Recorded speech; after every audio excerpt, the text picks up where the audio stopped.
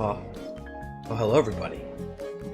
It's that time again. The time again where I tell you that once again, it's that time. Time for more Touhou post-fantasy story. Move on over here. Get to the right screen. I have a couple of new co-streamers today. Okay, so you guys not the only one. Alright, Aho's here.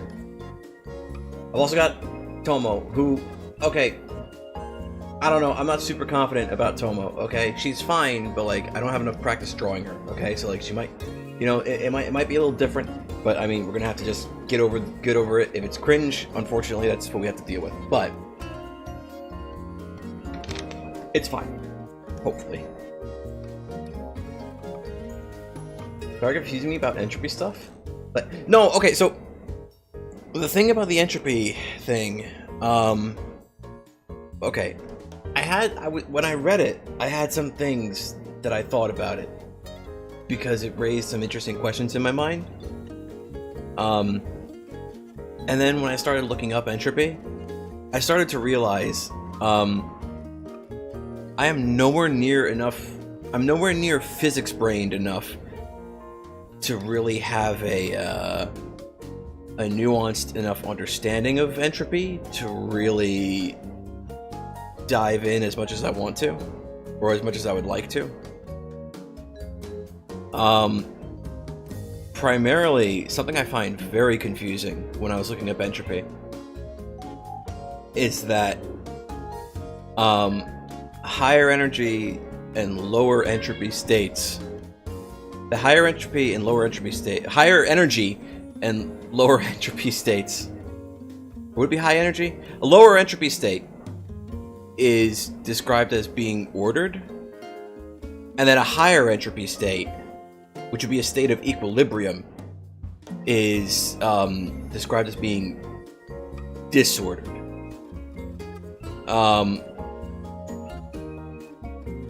Which sounds confusing, which sounds like weird, because like it's like, wait, because like, you know, you might have like your layman's understanding of entropy, and like that might sound really confusing, because you're like, wait, entropy is supposed to be like equilibrium, it's supposed to be like a sort of like low energy state, right?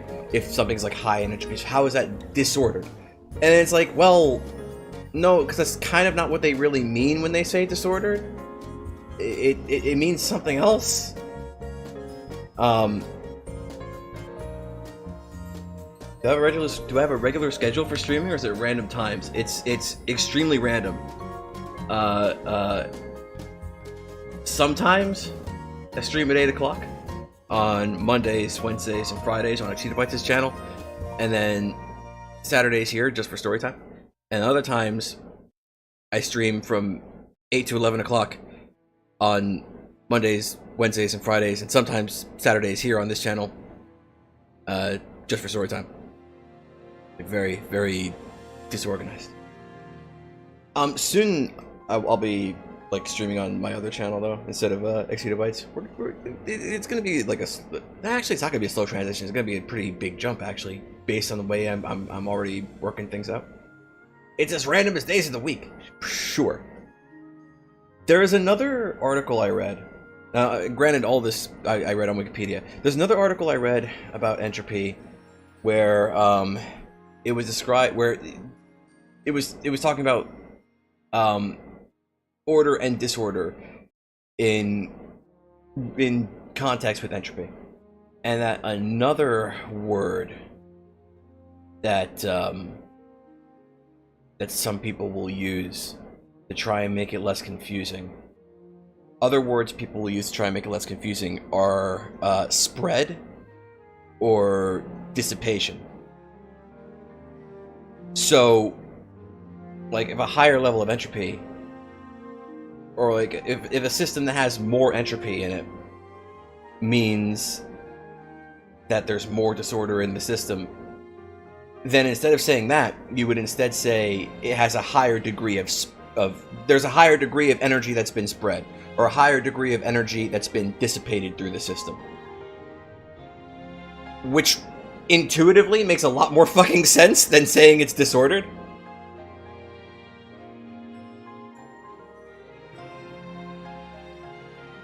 You're looking at patterns in the streams where it's usually every month or so. No, well, okay, thus far on this channel anyway, because the last streams I did before this was a movie night and a story time stream, but that was like a couple years ago. I traumatized everybody with those. But thus far it's been like every Saturday for post fantasy story times. Excuse me, and we'll probably quit with the storytime streams until there's like more post-fantasy available to read, and by that I mean when Chapter 5 is done, we'll go with that. I'd rather not start with the beginning of Chapter 5 and then come back to finish the second half like months later. I'd rather do all of Chapter 5 at once. So we'll wait till that's done, come back, read Chapter 5 and whatever side story chapters there are that we haven't read, or whatever's new. But yeah, entropy is like an interesting meme. Okay, I'm seeing what you pinged me. Entropy is the universal force that makes particles lose energy and eventually stop moving completely. Does that help it? Okay, so kind of. The way if you look it up on Wikipedia, it's described in terms more complex than that, though, right? It's described in terms that are way more complex.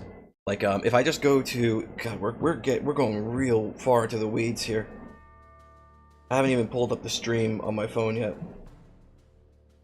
Okay, so if we go to Wikipedia, which is of course what I tend to use when I want to look something up and I don't know shit about shit. No, not entorhinal cortex. That's not what I meant to type. I typoed.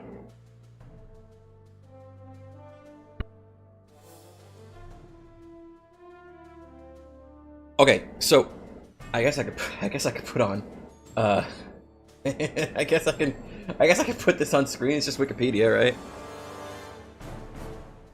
I can't get the whole thing. What if I switch to movie night? And switch the movie night to this. Okay, now you can see more of it. Okay. So if we just read this, it sounds confusing as hell. To somebody who maybe isn't like as I guess mentally ready to talk about physics. A scientific concept as well as a measurable physical property that is most commonly associated with a state of disorder, randomness, or uncertainty. The term and concept are used in diverse fields, from classical thermodynamics, where it was first recognized, to the microscopic description of nature in statistical physics, and to the principles of information theory. It has found far-ranging applications in chemistry and physics, in biological systems and their relation to life, in cosmology, economics, sociology, weather science, climate change, and information systems, including the transmission of information and telecommunication. Thermodynamic concept. Okay, I need to get to the part where it gets like really fucking heady. A consequence of entropy is that certain processes are irreversible or impossible. Aside from the requirement of not violating the conservation of energy, the latter being expressed in the first law of thermodynamics. Entropy is central to the second law of thermodynamics, which states that the entropy of isolated systems, left to spontaneous evolution, cannot decrease with time, as they always arrive at a state of thermodynamic equilibrium, where entropy is the highest. Okay, Austrian physicist. Okay, hang on. I gotta make sure I'm not like just reading stuff. It's really. In layman's terms, it's what you said, but it's kind of a little bit more complicated than that. Because it's not so much about a loss of energy, it's more about an equilibrium of energy. Which, sure, okay, if you go far enough into the future to get into the heat death of the universe, equilibrium of energy and complete loss of energy are probably synonymous, maybe, right? But it's a little bit more complicated than that.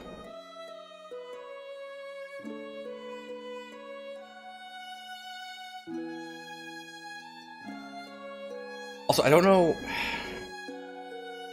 This is where it gets complicated. Because I don't know if I would say entropy is like a universal force in the same way. Well, maybe. I don't know if I'd say it's like a.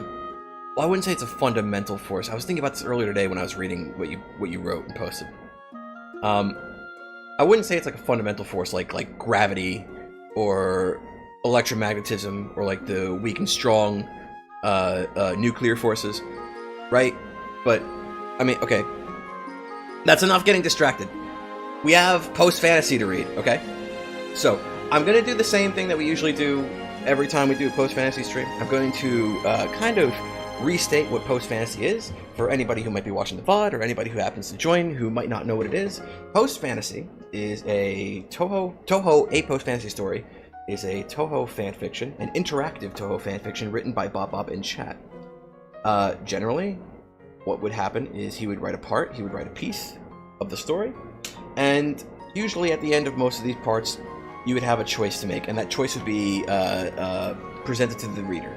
And the reader would get to vote on what choice they wanted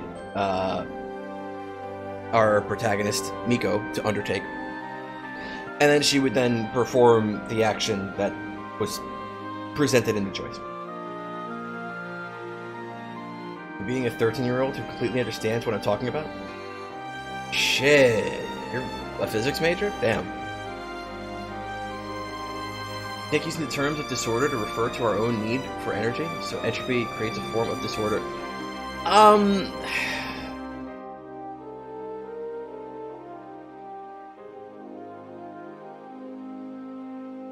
Okay, there's something to the way that the words order and disorder are used in this context that, because of that, I don't think that's entirely accurate.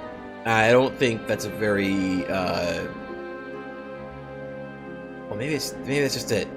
I don't think it's entirely accurate, and I don't think it's a good meme, for lack of better phraseology.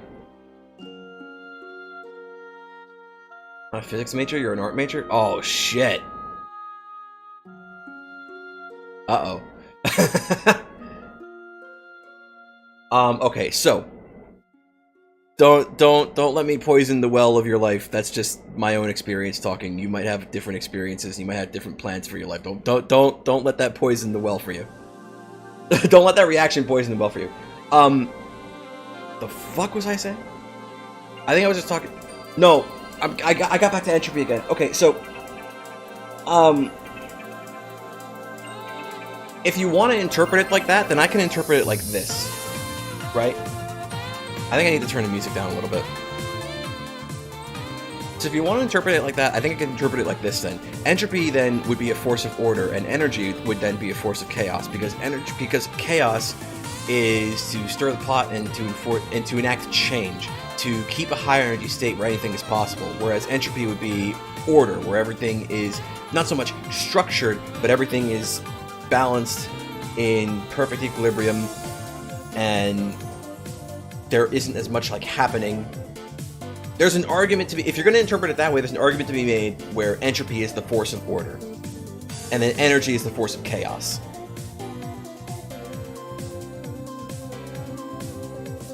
And that was what I was gonna, that was one of the things I was gonna say in like my, not criticism, but like my response to what you wrote. But then when I started thinking that, and I started looking up entropy, I realized I don't fucking know enough about thermodynamics and entropy to really have a nuanced enough take, or at least a nuanced enough take that I would be comfortable with. So instead, I just kept drawing Tomo. Anyway, enough getting distracted by thermodynamics. Okay, so what post-fantasy is, it's an interactive Touhou fanfiction. Already described how it worked. It's a story that takes place in the far future, after Gensokyo, in a time where magic and yokai and the supernatural and the fantasy and the like have kind of begun to wane and decline. They're basically kind of just hanging on by a thread.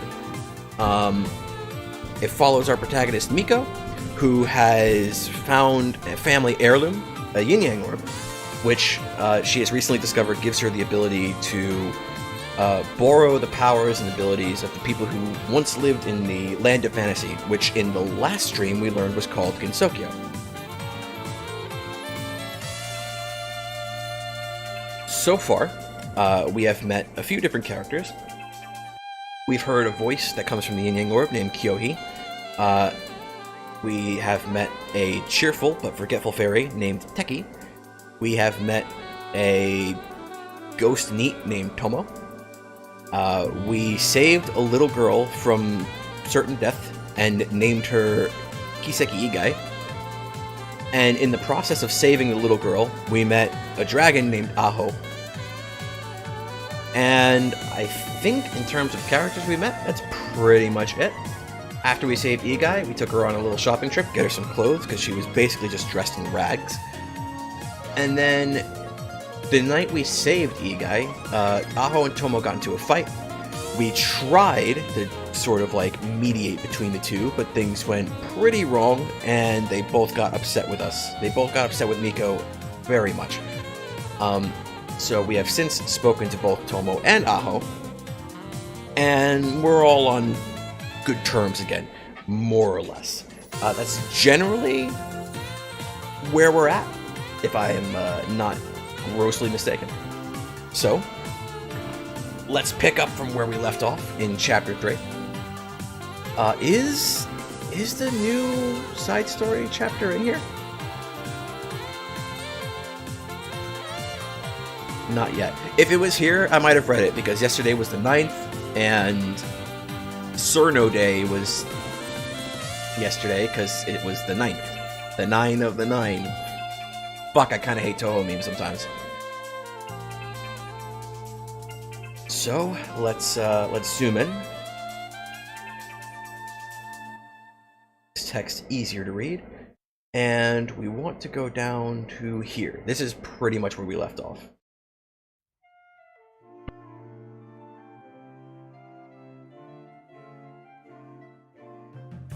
Okay. As you sit quietly eating your food, you find yourself enjoying the noise everyone is making. Sure, you've learned to enjoy the silence of living alone, but that's the thing. You've learned to enjoy it. A few select memories flash in your mind, of times before everything changed. When you used to sit in the morning... When you used to sit in the morning, no matter how early you had to get up, eating with your family, talking about Dad's work, stay at the shrine, asking questions about what was happening out in the world recent. Can't help but feel a smile crawl into your face.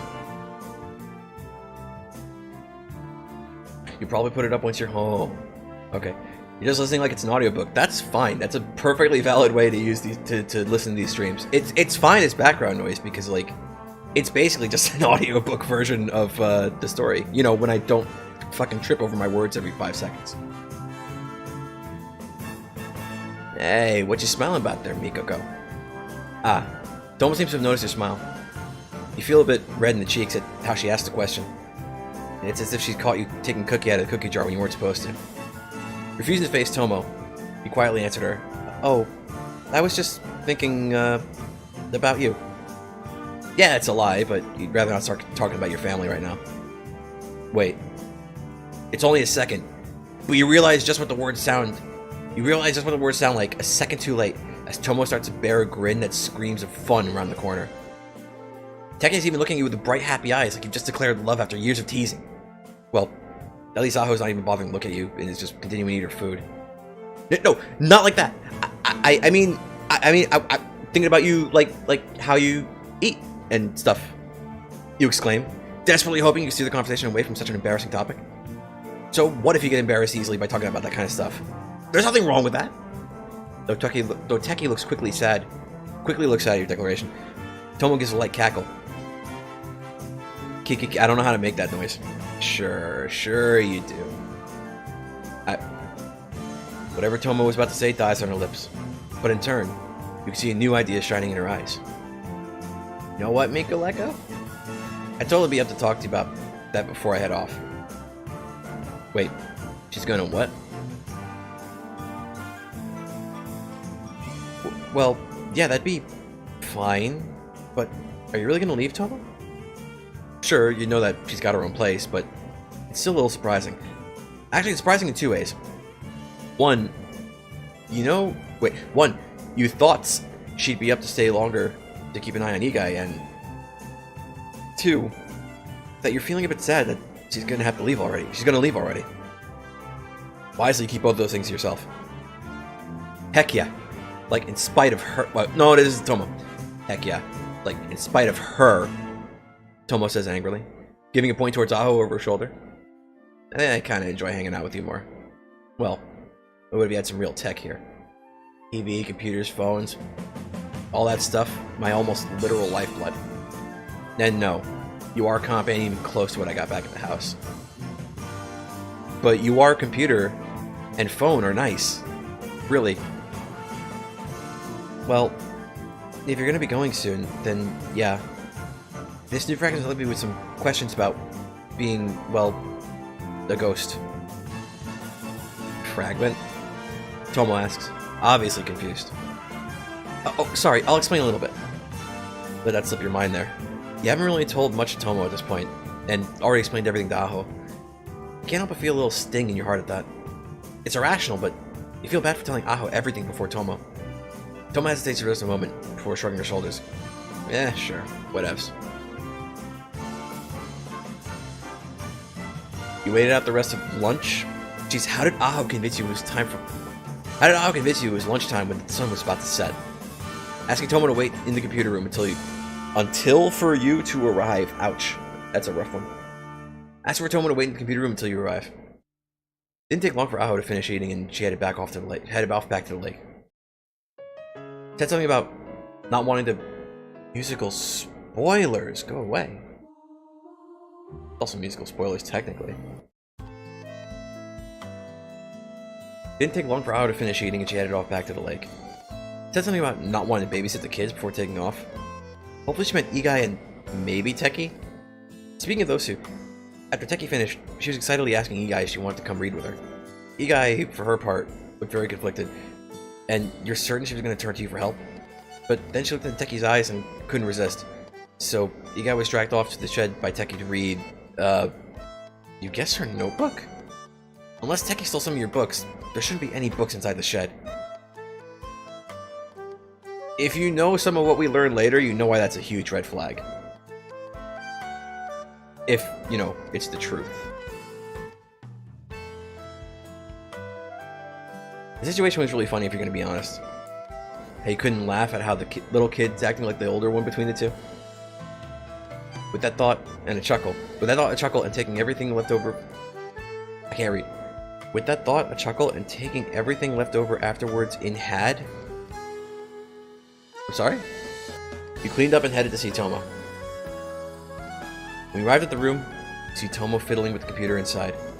You think she's on some kind of occult website by the imagery of skulls, pentagrams, and other creepy stuff?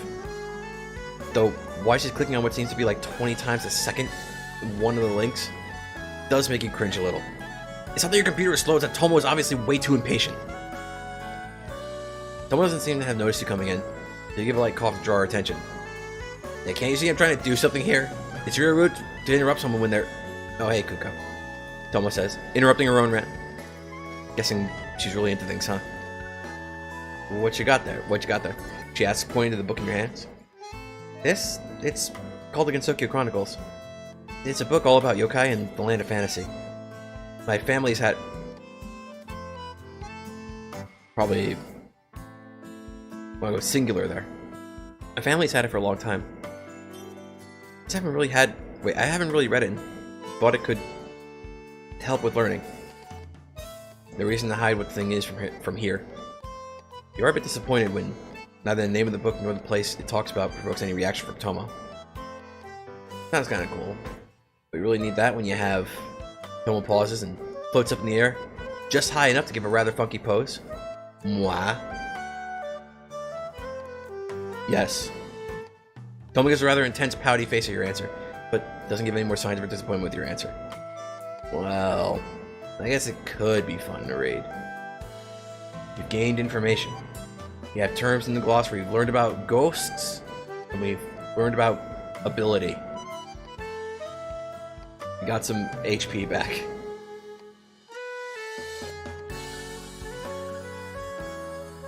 Feels like I'm trying to decipher ancient memes with all these notes inside. Tomo pipes in to say as she lays down on her back.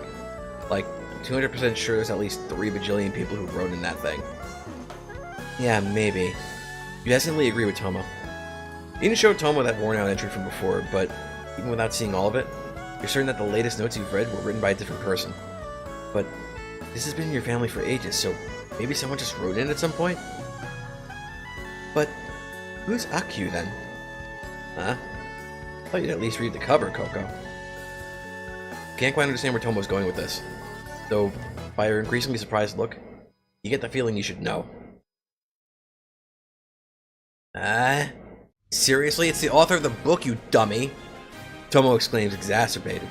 Wait, what? Wait.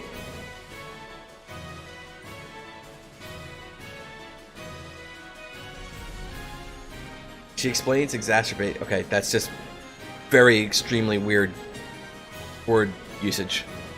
Incorrect word usage, even. I would go so far as to say. You feel your cheeks turning cherry red as you turn over to cover the book. See the name there clear as day. Hieda no Akyu. Whoops. Try to play off the moment as a joke, but Tomo's obviously not very amused. Or really amused. It's hard to tell she's just being polite and holding in her laughter.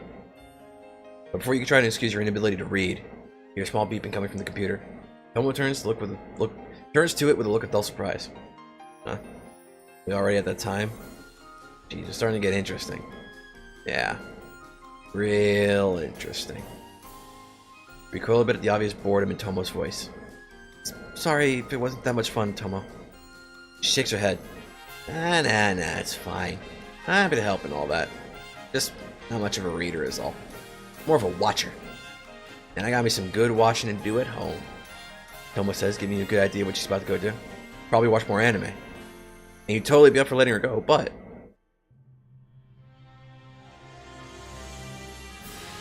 Calm now. You can write in various manners that could make sense. True, but how do you... Exacerbated is not a state of being. It's not a mood. Hey, Tomo. Tomo tilts her head. Bags under her eyes, larger than usual from having to sit still with you for so long. If you were guessing. I ain't gonna read more with you if that's what you want, Miko. You quickly shake your head. No, that's not it. I was wondering if you'd... Ugh. Why do you have to struggle to get this out? If you'd be willing to help me with my fragment. There, you said it. Come on. Get confident in yourself, Miko. Maybe. Depends what you want. Tomo says, giving you a chance to keep her just a little bit longer. Fire? That's a mood, right? I don't know. Are you using, like, Gen Alpha slang or something? I barely even know Zoomer slang. What makes you think I know anything about, like, Gen Alpha memes? That's what they're called, right?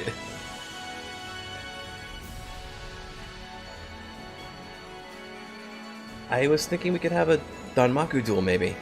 Is it the best way to learn in the heat of the moment, after all? Even as you're saying that, you squirm in place in embarrassment at how silly you sound.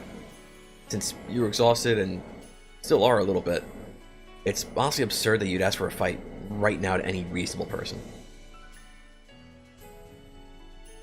But you want to know how to use this new fragment. The situation with Igai made you realize that you really do need to know what you're doing from here on out, and maybe, just maybe, you want Touhou to stay a little bit longer. Tomo closes her eyes, gives a long, deep for what seems like 2 minutes before she opens her eyes and gives you a grin. You find yourself letting out a breath you didn't know you were holding. You know what? Nah, I'm up. Now I was thinking how boring and or annoying my last 2 fights were. So, yeah, I'd like to actually have some fun before I get.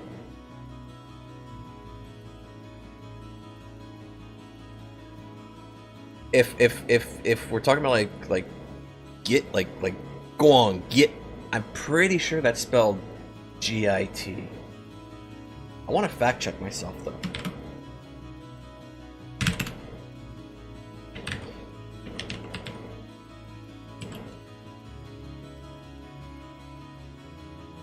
Okay, yeah, but like, are we sure? Huh, maybe not. Maybe not. I guess I was mistaken. I could have sworn I've seen it spelled that way though, in that context. Oh well.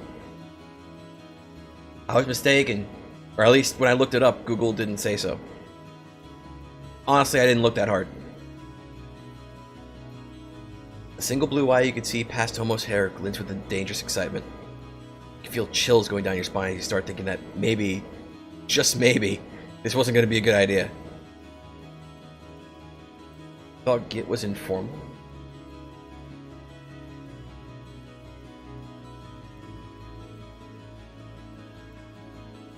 I don't even know anymore. Tomo suddenly takes one of your hands into hers, drags you towards a wall. You don't have time to react before Tomo faces through the wall and you... Skill triggered ghost, swish. Go through too? But even though you manage to phase through the thin walls of the shrine, you still end up being dragged face first into a tree outside. You've gained new information. In order to... We got the fragment of the yokai at dusk. And now it's... We've discovered the hidden auto unequip function. Auto unequip condition is to slam into something. Ha! Knew it'd work, but sorry about the getting hit in the head thing, Miko. You alright? Kinda looking out of it, Tomo asked. Having started off looking embarrassed about the accident, but gradually begins to look concerned for you. And it's not without good reason. You feel different. Very different. The change you've suddenly undergone has left you feeling disoriented and confused. You don't respond to Tomo's question right away and instead try to stand up, putting your hands out to balance yourself, feeling weaker than before. Wow, watch yourself, Kei. Sure, you're up for a Danmaku duel? Like, you seemed good before, but you're still seriously not feeling up for it. Tomo trails off before she can finish her sentence. You feel a pang of regret in your heart at the thought of getting Tomo's hopes up before crushing them so suddenly. No, I'll be fine, I think. Just feeling weak. The best way to describe the feeling. Really? Just feeling weak, babe? Your entire color's changed, though. Tomo yells at you. Perhaps concerned about something. What, do you look like a blueberry? Bro, second... 4 minutes ago, Baba was going blueberry, dude. Did he remember that that's exactly what he wrote here? No.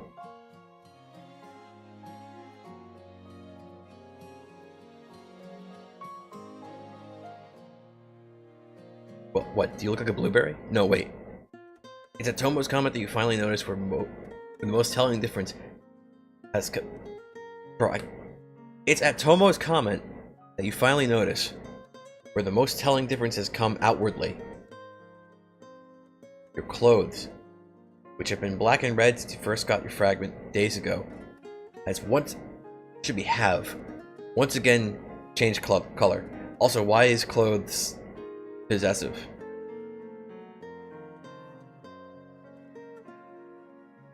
Okay, I've stated this before, but it bears repeating. Whenever I see and notice like some weird phrasing or some weird punctuation or some weird grammar shit happening, I'll point it out. Generally, usually, that kind of thing is enough to make me put a story down. But in the case of this story, I think that the narrative content and the characters are strong enough that it doesn't actually bother me that much. Normally it would, like, very much. Like, it would be enough to make me, like, just say, like, you know what? No, I'm fucking done. I'm not gonna keep reading. But in the case of this story, it doesn't happen because the character and the narrative comes out despite that.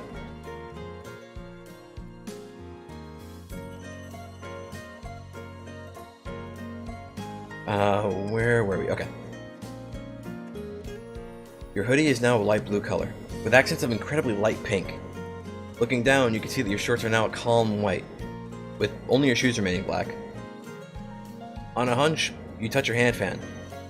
Where the fan was, you have no idea, but you do make a note at the back of your mind that it seems to appear whenever you need it to appear. Reaching inside the knowledge that's contained in the transformed yin-yang orb, quickly realize what's happened.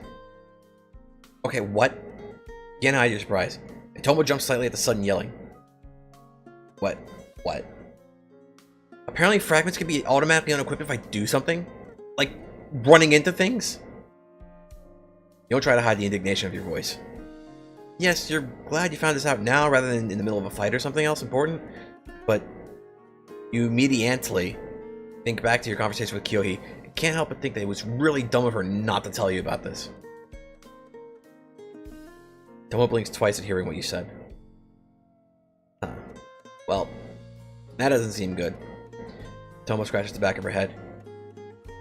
You can't just put it back on. You want to give a sarcastic response, but stop yourself. This isn't Tomo's fault. You're just reaching your limits for the day, and are feeling a bit more prone to emotional outburst. Try later to talk to the one response. You'll have to try later to talk to the one response for the surprise. No, I tried as soon as I figured out what was wrong. I'm getting an error message, I guess? I'm honestly not sure how else to describe it, as the screen that appears in your mind says something odd. Stack memes. Fragment yokai the dust has become unstable. Time until repair, 58 minutes and 28 seconds. And the timer for until repair keeps going down. You finish telling Tomo. She mulls it over for a second before looking back at you, clearly curious about this new information. Well, I'd say that running into that tree probably broke your fragment for a time. I don't got a clue what we can do about that, but... Tomo points to, well, you. Seeing your fat new outfit, I'm guessing you still have that fragment you want to try out still on. You up for going for the Danmaku duel? Just that thing. Would you? Can't help but find the idea of fighting without the fragment you've had since the beginning equipped to be somewhat scary. Thankfully, Tomo seems to notice your hesitation with the idea. Hey, I already agreed to duel you. So I'm willing to just wait for an hour-ish for you to get that stuff back on. Tomo says quickly, waving her hands, sign of surrender. Stand there for exactly 1 minute, 41 seconds. Repair time is useful as a clock, you guess. Give Tomo your answer. We can start now. Tomo raises one of her eyebrows, clearly not having expected your answer. You sure? Because I'll be totally fine waiting.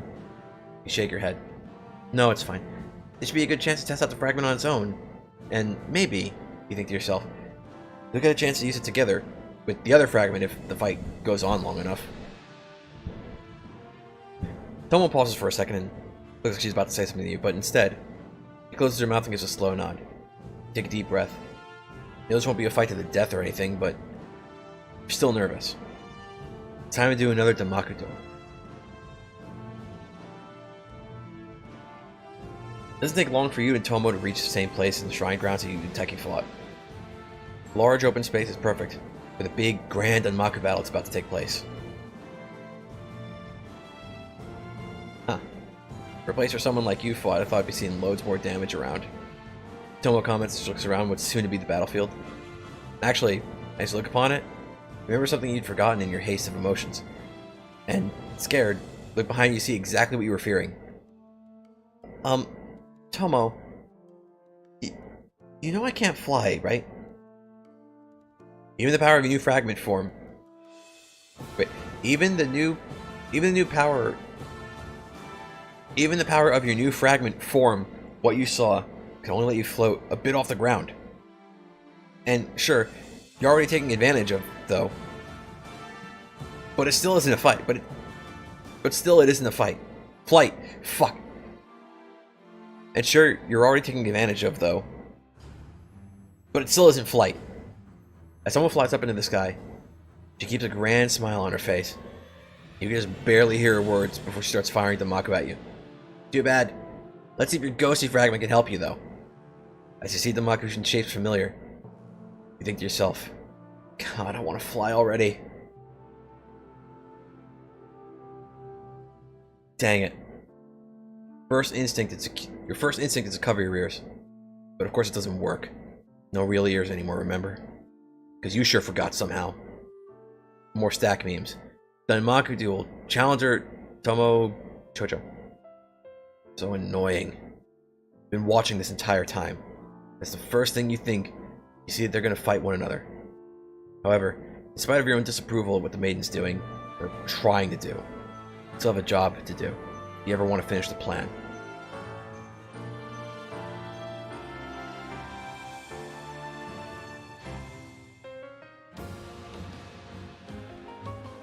So, eyed my writing good proof of the... Are you just memeing? So, would you say... I mean... I don't know enough about how dyslexia works to meme about dyslexia. Gonna be honest with you. Mental interface loading. Construction complete. Displaying spiritual power participants. Miko spiritual power, she's almost at full health. Almost spiritual power, she's basically an extra boss. Victory conditions: one participant spiritual power drops to 0 or concedes the duel. Feel her eyes wide in shock. While you'd overheard Tomo's story to the maiden, it's unexpected she'd be this. She still hadn't expected that she'd be such a strong being of fantasy, especially in this day and age. But your eyes narrow when you notice the maiden's spiritual power. While it's not far from it, you're annoyed that she'd be stupid enough to go into any fight without being fully prepared. That just reminds you that she's being super impatient. It takes time to repair fragments when they're ejected like she did. Quietly in the back of your mind, you can't help but shiver at the fact that it's this fragment that she ejected automatically. If it wasn't for the system that they made. Shake your head. No, this isn't the time to think about what could have happened. The most important thing, you think, as you pull up a plethora of numbers that float in front of you, is finding out the effects this duel will have. Results are not pretty, you find. Yes, the environment around the shrine is a stable place for growth of fantasy, but under the circumstances, nothing will be gained from these two clashing. When you look at the chances of the maiden losing, the mental effects that'll have, and the behavior Tomo has displayed in the time you've been observing her, there's a good chance for something to go very, very wrong here. There was no irony, sadly. Oh no. Oh god, oh god, oh god, oh god, oh god, oh god, oh god! You scream as you run between the furniture, Danmaku being thrown at you. As soon as they hit the ground, the purple and hazy furniture bursts into smoke and quickly dissipates, leaving nothing Dissipate, there's that word again. We're going into entropy memes again. Quickly dissipates. Leaving... Did I say dissipate or disperse? I mean, they're sort of synonyms, right? I'm getting distracted again. Leaving nothing remaining of the goddamn furniture being thrown at you. Unlike with your duel with Teki, you're immediately made aware of just how much more skilled and experienced Tomo is compared to you. And even though she isn't aiming at you like Teki, she's coming much closer to hitting you than Teki did at the start of our duel. Thanks for letting me go a bit loose, Miko.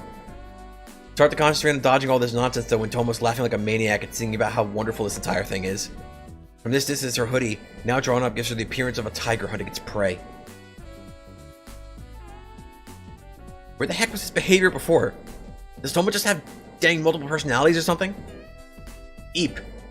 You yelp as you, once again, narrowly dodge a sofa that nearly took off your head. But does take a few strands of hair with it. Your eyes widen in far in surprise. You worry that they may just come out. Wait, your eyes widen so far in surprise that you worry they may just come out. Like, you know Danmaku isn't supposed to be lethal, but it's hard to remember that when a flying couch comes within an inch of your face. Can't you slow down a bit, Tomo? This is only my second duel! You scream out. Your hoodie keeps sliding about, with one sleeve nearly coming off over and over again. You're hoping... You're possessive, hoping that Tomo will be understanding about your situation. You're thankful that Ghost exists, though. Without the Yokai of Dusk, physical improvement. Without the Yokai... Excuse me, I think the mic fucking caught that, jeez.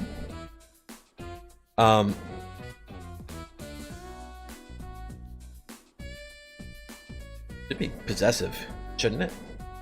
Without the Yokai of Dusk's physical improvements, you're sure that all this running around will exhaust you. Would exhaust you, but thankfully, with the Dreaming Ghost, you can instead just float around the field instead. It's a unique feeling to say for certain, though you tried for a split second to move without moving your own legs.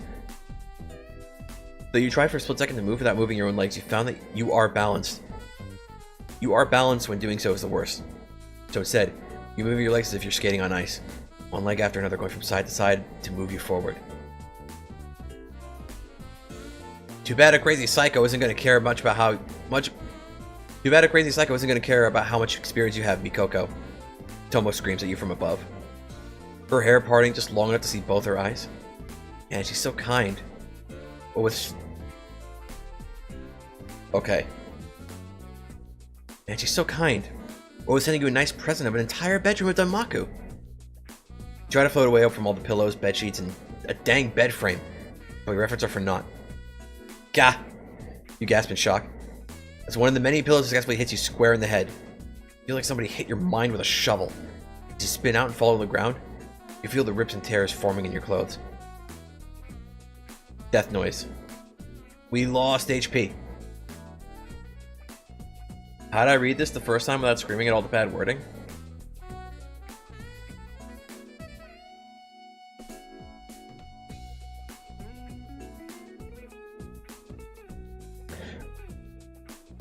At first, you weren't compiling all the chapters together.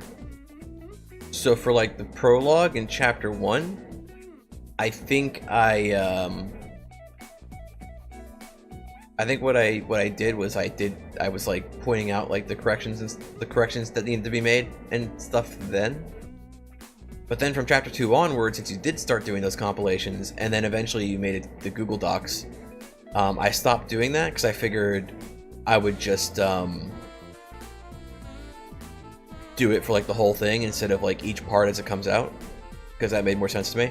And I just kind of kept forgetting to do that ever since, so that's kind of on me, I guess.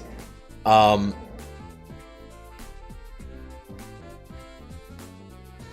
I remember giving you the advice of like, instead of copy pasting, to try like just retyping it.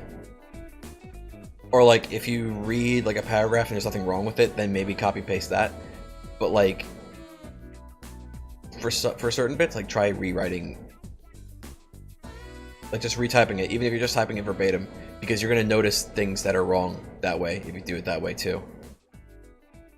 Like you're gonna see the errors, because you'll have to reproduce them when you see them too. I remember that being a piece of advice I gave you, but that's when the chapters were much shorter. So.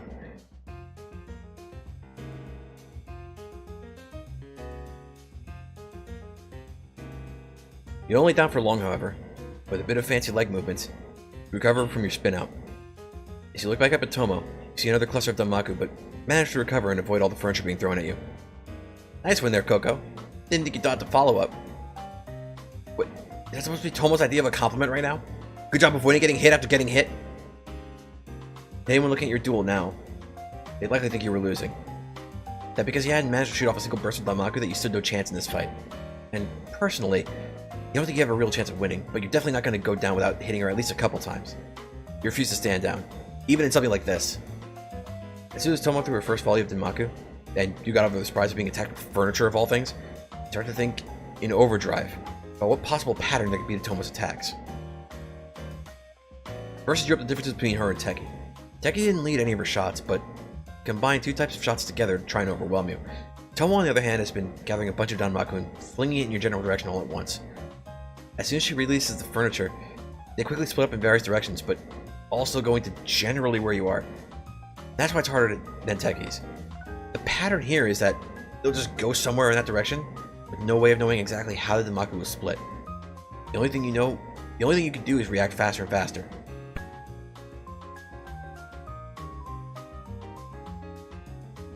Except, not really. You remember from the duel with Teki what happened when you grazed the Danmaku she was throwing out. That power and speed. It's with that you can beat Tomo. It's certainly scary having to be so close to the furniture to activate the skill, but now as you dodge another chair, you're finally feeling a difference. Tomo doesn't seem to have noticed anything, thankfully. You don't know what you do if she changed up her strategy now, especially when you're planning to just end this in a single hit. You have a trump card after all. Oi, what you waiting for, Miko? Want me to throw an invitation at you? Tomo gloats, floating about in the sky, still well out of reach. You don't respond. Instead, finally start to your destination. Start your retaliation, even. When you used Danmaku with the other fragment, they came out as balls of darkness that fired straight and true. This time, though, call upon the ending orb. Hold its current form in your hand. Tomo doesn't stop firing, but she does stare at you as you start to perform a unique dance around the field. Though, relationally, you know this is a terrible idea, You let yourself go. I don't know what relationally is, and simply start to dance, a dance from ages long past. Muscle memory that's not your own, as you perform something so eloquent and beautiful that it would surely be burned in Tomo's mind for the reminder of her life. You know, if she wasn't a ghost, if she wasn't already dead. The Danmaku fired at you becomes the background noise to the performance of a person who can only repeat at meaningless act at the end of their existence. You take one step, then two, continuing a pattern that flows without start or end. Never did get to apologize to her. Flashing through your mind is a young woman with white hair and a large black bow in her hair. You see a strange white thing you can distinctly recognize as the girl's other half. You can't see her face, but she's crying. These memories, these feelings, they push you forward.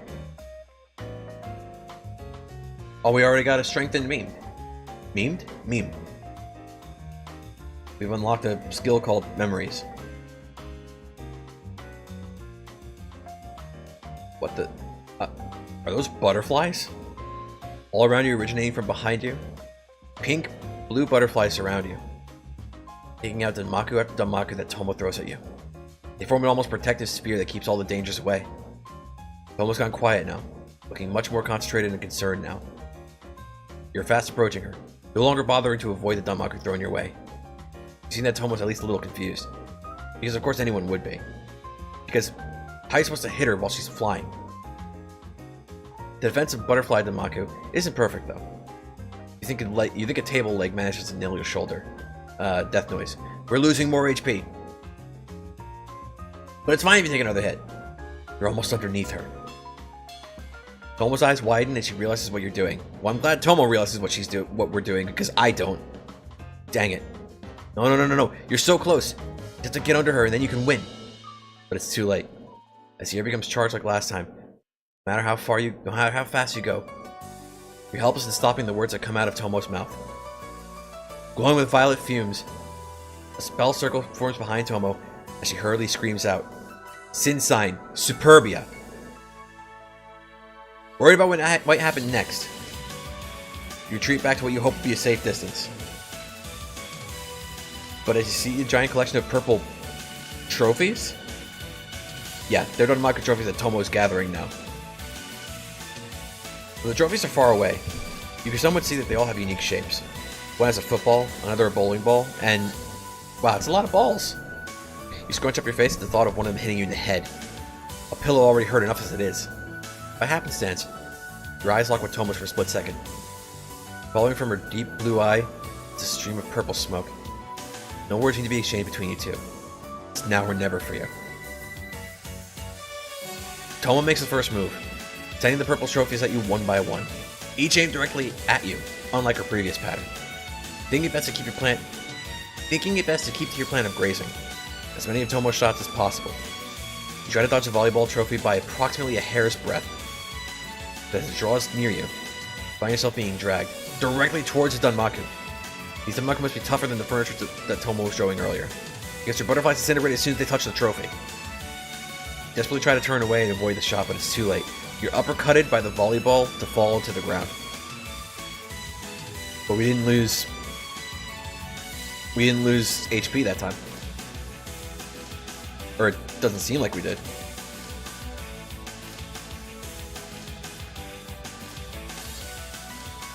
You desperately try to turn away and avoid the shot, but it's too late. You're uppercutted by the volleyball and fall to the ground. There's no time to really recover though, as you feel yourself being dragged towards the next trophy coming at you. While you're still on the ground, you float on your back, going right underneath the Danmaku at blistering speed, barely resisting the pull of the trophy. Tomo's assault doesn't stop though, for what feels like hours, but it's probably only been seconds. Tomo throws his trophy Danmaku directly at you, one after the other, in 3 off bursts. It's easy to tell they're somehow able to pull you towards them, which means grazing is completely out of the question. The Danmaku is coming too fast and you don't know how much longer you can keep this up. You're hoping not to have to use this. You're hoping not to have to use it, as you never know when you'll seriously need it. But it's time to pull out the fragment's ability. Something wells up within you. A feeling, a desire, a power. The air becomes charged. Tomo's eyes widen in absolute shock. No way. How can a human use a spell card? You're vaguely aware of others speaking up as well. Wait, you're vaguely aware of others speaking up as well as you gather this power. It continues to grow within you until you finally call out its name. Fragment. Final regrets. The moment you declare the name of the power you've called, you could feel it. Sudden stillness that's unmistakable. Sudden stillness that's unmistakable consumes you in the art. Bro, I can't read. The sudden stillness that's unmistakable consumes the yard. There's no fucking commas here. Oh no, it's not. Dude, I can't read. The sudden stillness that's unmistakable consumes the yard you and Touhou fight in. A single moment feels to you.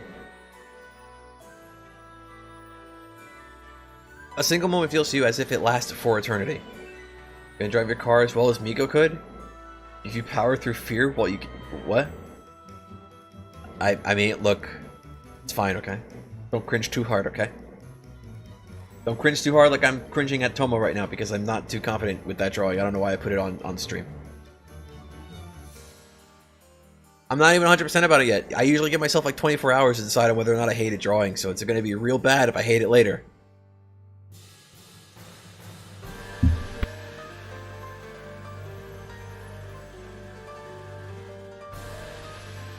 In this moment of peace unattainable by the living, you notice small things you missed in the rush of battle. So focused on Touhou you were, you hadn't even noticed Teki, Igai, and Aho in the background, standing at the shrine's entrance. Their expression vary. Teki cheers for, you imagine, both you and Touhou to win. Igai's wide eyes remind you that you only just entered her life, and linked it in a way that means you can't leave her. Aho stares intense. Everyone else looks on slowly. Even Touhou, failing to move into this world without life. Aho's eyes easily lock onto yours, full of emotion. Wonder what emotion that is. That's something for future you to think about, though, as things move again. No one has moved, but the change is instant and obvious. You continue your dance charging at Touhou, though all her Denmaku bullets have vanished, leaving her with nothing to stop you. She's looking around in confusion, unsure of what's happening. And you'll take this chance to finally finish this duel. Sliding underneath Touhou, you spin in a circle underneath her and send up hundreds of small butterfly Denmaku up to her. Ah! Touhou lost a lot of HP, damn. Touhou's scream is loud and rapturous. Her clothes look to be damaged from the attack. You can see that one of the ears on her hoodie is now holding on by stitches. You see Touhou's conscious leaving her body. Suddenly she starts falling down. After using all your energy to defeat her, you expect to hurt Touhou enough to knock her out. Desperately, hoping to prevent her from getting hurt, you rush underneath Touhou and lose health. Touhou in her heavy glory manages to get one last hit off of your head. After all this moving, this strange event with the fragment while you foe, there's only one thing that could happen. Touhou in it. Okay, this paragraph is just duplicated. Your last thought before blacking out is wondering if getting hurt like this is going to become a regular experience or not.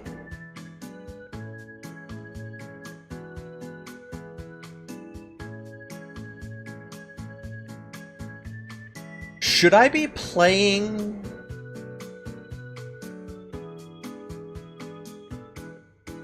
Okay, you know what? I think I will play. I think I will play it. Okay, give me a sec. I gotta find this other track.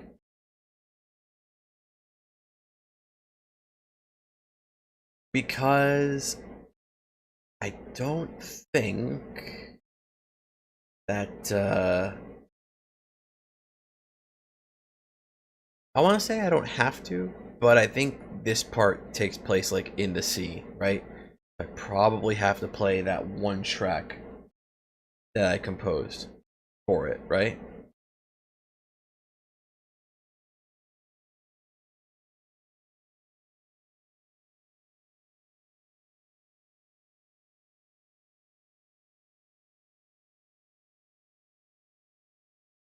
I usually wouldn't like just randomly play tracks I've composed, I've thought about it. I've thought about adding them to the playlist, like the pre-stream playlist, but like I haven't gotten around to it because there's only like I think like 3 or 4 tracks that I've made that like I would bother putting on there. But this is a request from the author who is in chat, so that's why we do it.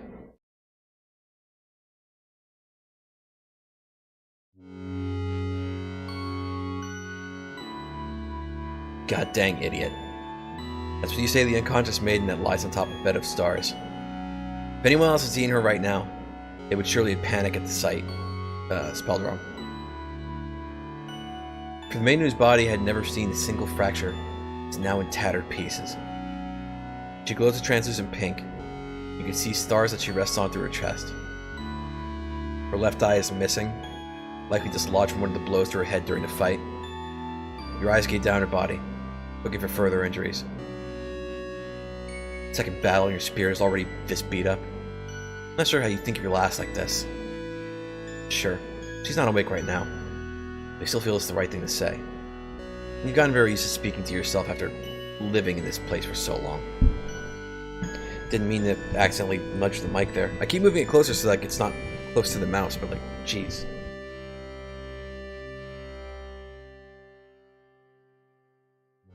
Never really were given a lot of things to do here besides sleep, wait, and talk to yourself.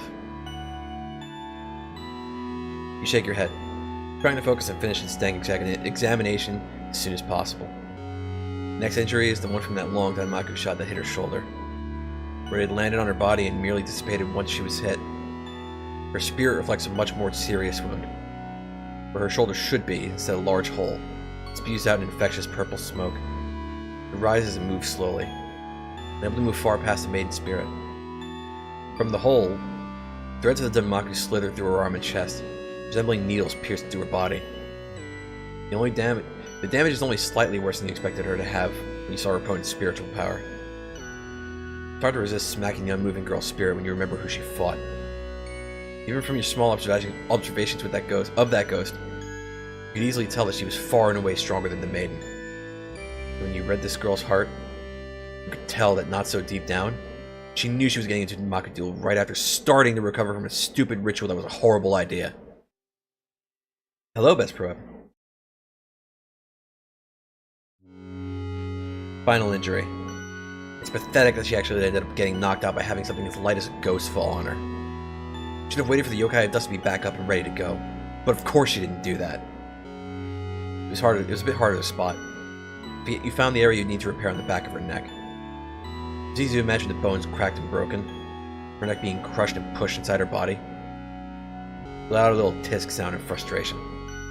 Humans are so dang delicate. I think that Sage would be right when she said that the maidens would be weaker when it was time. Well, done it twice before. It shouldn't be too hard.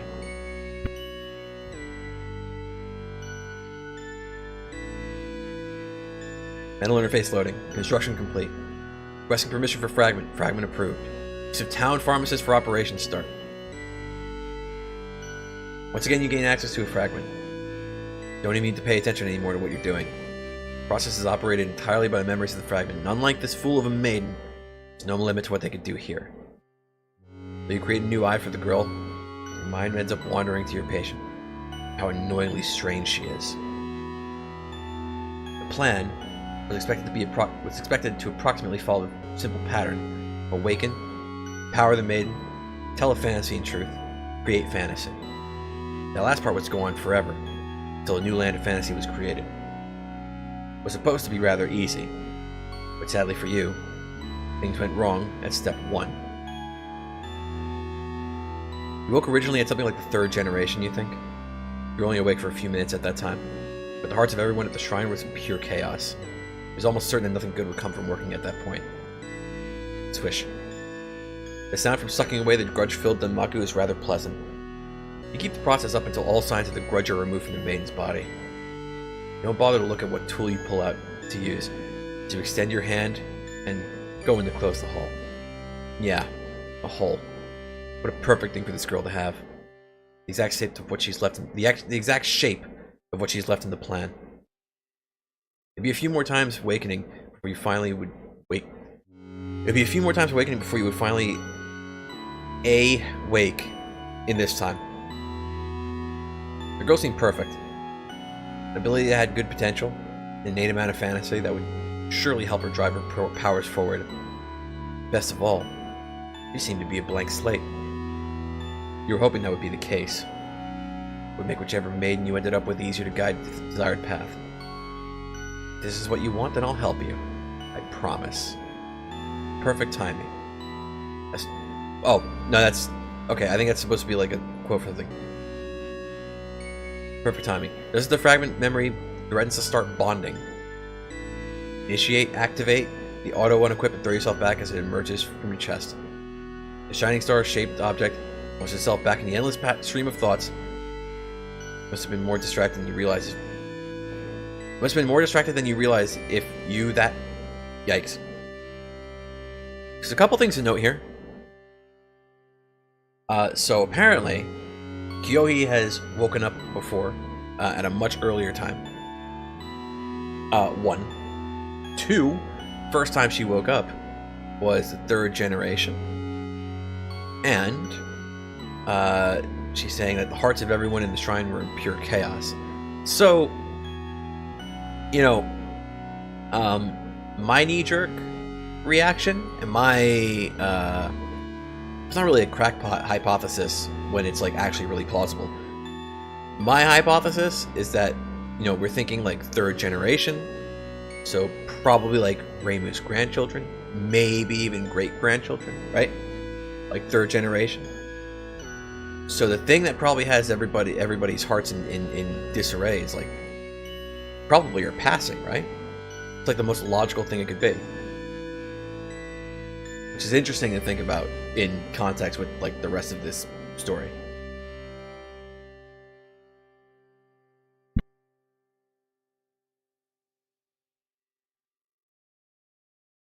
Also, there's this thing about memory bonding, which I don't think we have an explanation as to what that means as yet.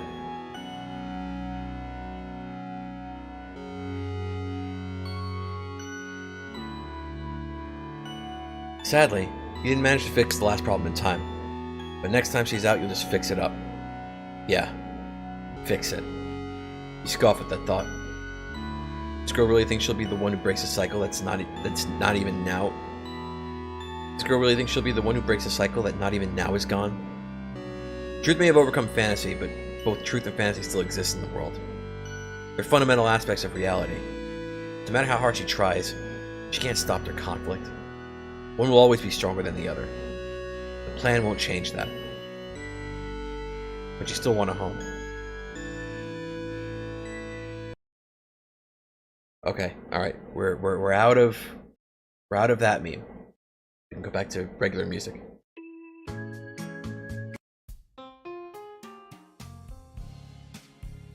Okay, so I think it looks like we regained some health.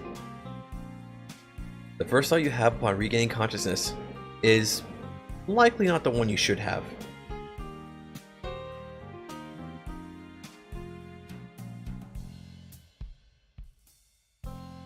Okay, this time it's gotta be a bot. The first thought you have upon regaining consciousness is likely not the first one you should have. Did Tomo always have such a big butt? You're sure that if you were in a more clear state of mind, you'd have blushed and blathered about... You would have blushed and blathered about at such a thought. But currently, you're far too out of it to think that. Instead, you end up thinking about those voices you end up thinking about those voices you're hearing talking way too loud above you. Memes. Doesn't really help that it's really bright. You swear the sun was shining through the curtains.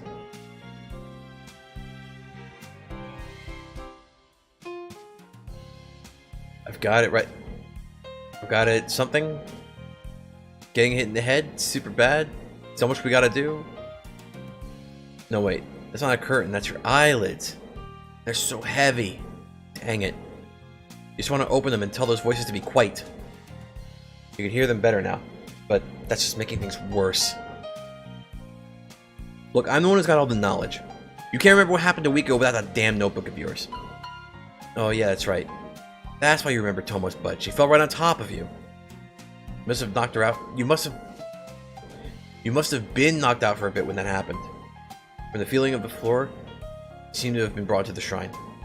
Hey, give that back!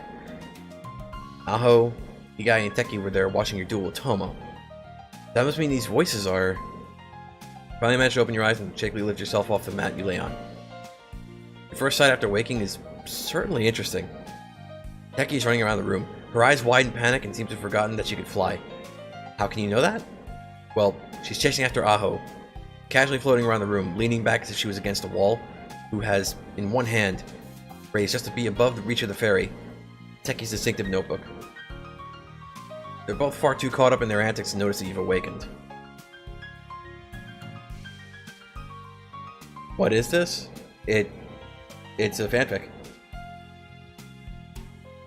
It's an interactive fanfic called Touhou Post Fantasy Story, written by Bob Up in chat.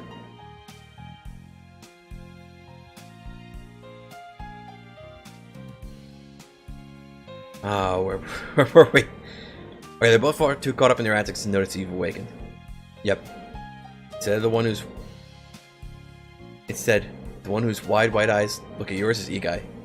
Her expression rapidly changes, from one of fear and concern to one of happiness and joy.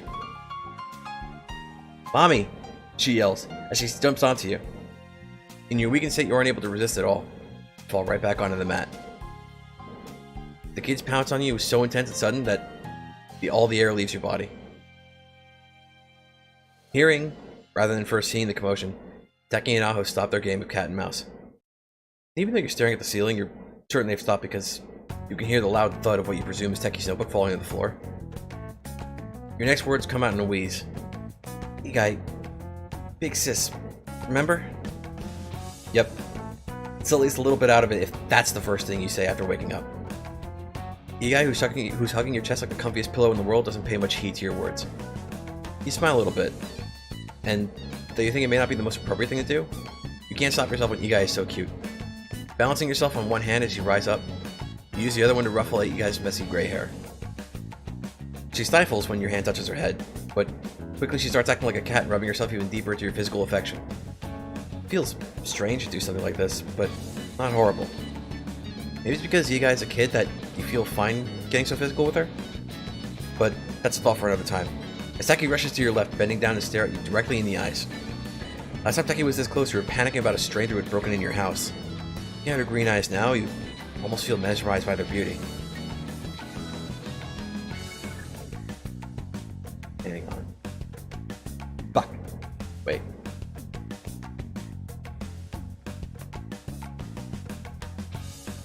I lost my place because I tried to scroll with the scroll bar, which was a mistake.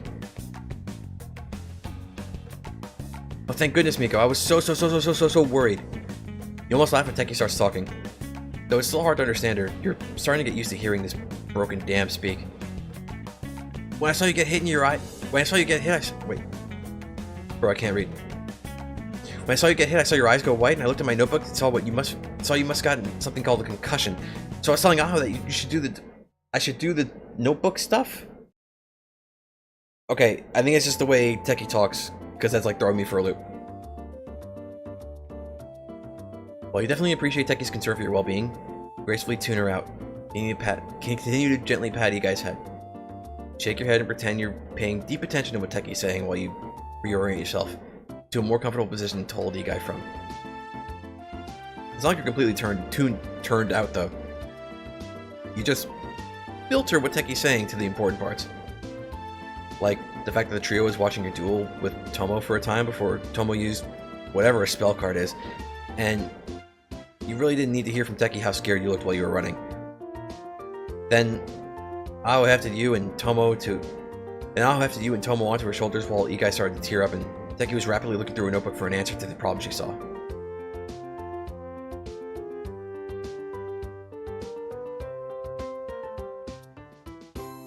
So like this part here is like another part where it's like I don't know. For me, the second person memes don't work as well here.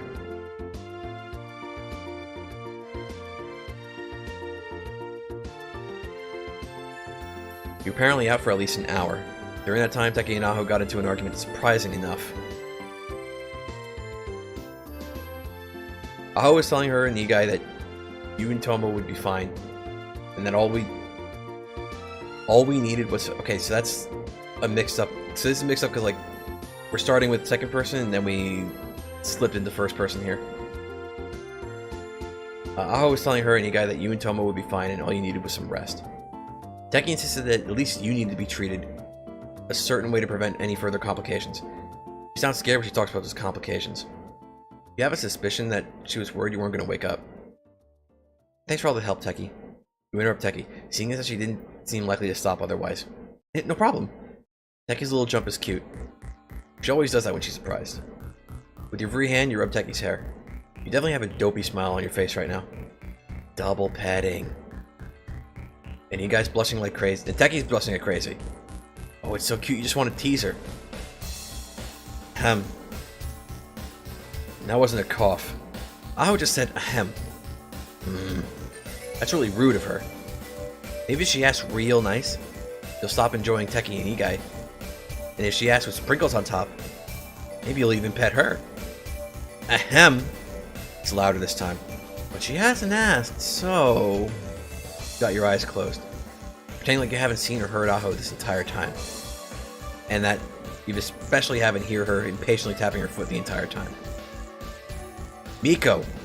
You puff out your cheeks in annoyance and finally acknowledge Aho. Not because Aho made you angry by yelling at you like that, but because she scared Igai so much. And Teki's out of her blushing daze and moved out of petting range. You give a good harumph at Aho for ruining your fun. What? You ask in the most childish tone you can muster. Don't you what me, girlie? I was waiting for you all so patiently as you petted your gals. Fuck. I can't read. Don't you what me, girlie? I was waiting all so patiently as you petted your pals like pets. But you weren't stopping. What the hell else was I supposed to do? Punch you? Aho's voice is low. Almost like a growl when she complains about you ignoring her. You could work with this. You let out a light gasp, as if you're surprised that she was even there. Oh, I'm so sorry, Aho. I didn't know you were there waiting for so long. Give your signature smile that Yomu would always turn away from because she knew that whatever you were going to say was going to be super embarrassing. I'm sorry you're feeling left out because you weren't getting... I'm sorry. Were you feeling left out because you weren't getting any head pats? I can fix that for you. Playfully, you reach out your hand as if to do just that. Ah, there you go. Aho takes a step back to avoid your reach. Though, there's no way you could have reached her while she was still sitting on the ground with Igai. Wait. Aho takes a step back to avoid your reach. Though there's no way you could have reached her while still sitting on the ground with Igai in your lap. You think you even see a little pink in her cheeks. Maybe you're just a little too proud to get a cute look off of Aho, though. Because her face is quickly smothered by a frown as she moves up to you. She's a hand up to your forehead with the middle finger held back by a thumb and... Fuck. Memories. Huh? What just happened? No, wait. You remember what happened. Oh god, you remember what happened.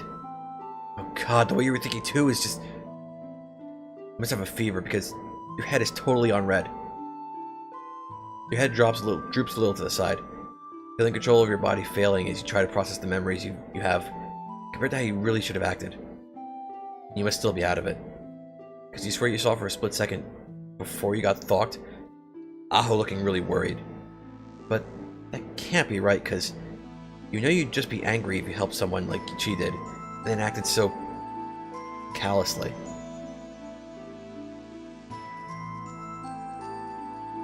This was cute? How'd you manage to write something cute? I mean, I don't know. For the longest time, I thought I couldn't draw cute, but like, fucking, there's Igai to the right of the screen, so like, I don't know.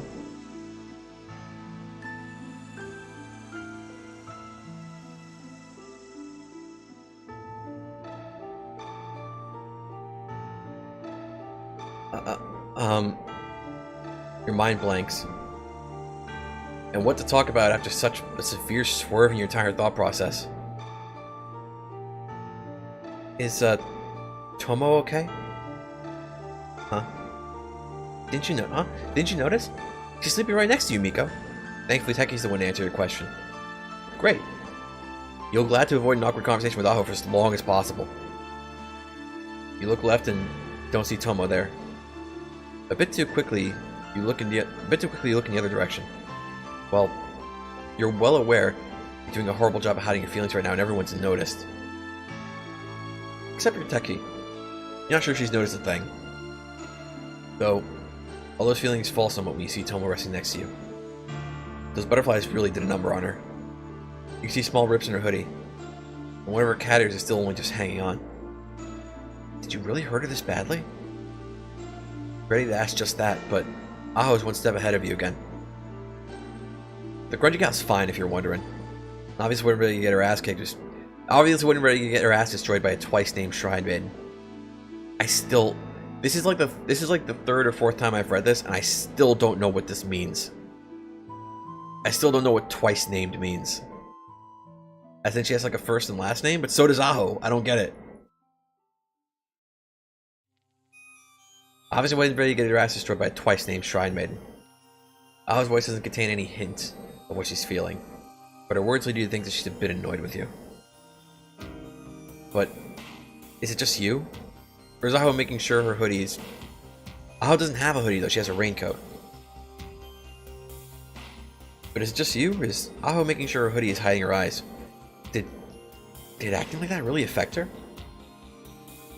You gently let go of Youkai and stand up. Honestly, you got up not because you're feeling much better, but because you can't stand still after freaking flirting with Aho. God, what was wrong with you? And also, it's like the third or fourth time I'm reading this, but I still have no idea how in Miko's mind that was flirtation, but like, okay.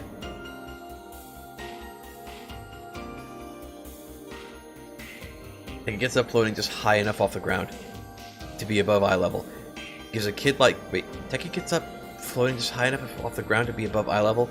It gives a kid-like spin, giving you some much-needed personal space.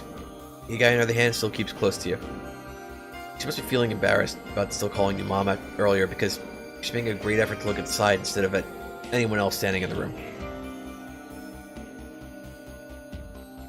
Aho let me make sure Tomo was all good, and yepper she is. Teki must have mistaken the look on your face for uncertainty in Aho's words. Texas, she doesn't want you to worry. She's just resting after you beat her. Teki vigorously spins around, scattering little flecks of pink dust around the room and onto your face. Subconsciously, you tense up. I'm not looking forward to cleaning that up later. But has she fixed the hole in the roof yet? That's the real important thing. It rained yesterday. And you were so amazing! If you were tense before, Teki's yelp of excitement sent you off the edge through surprise and embarrassment. She's looking way too happy for you hurting someone so much. Yeah. Certainly was something. Aho?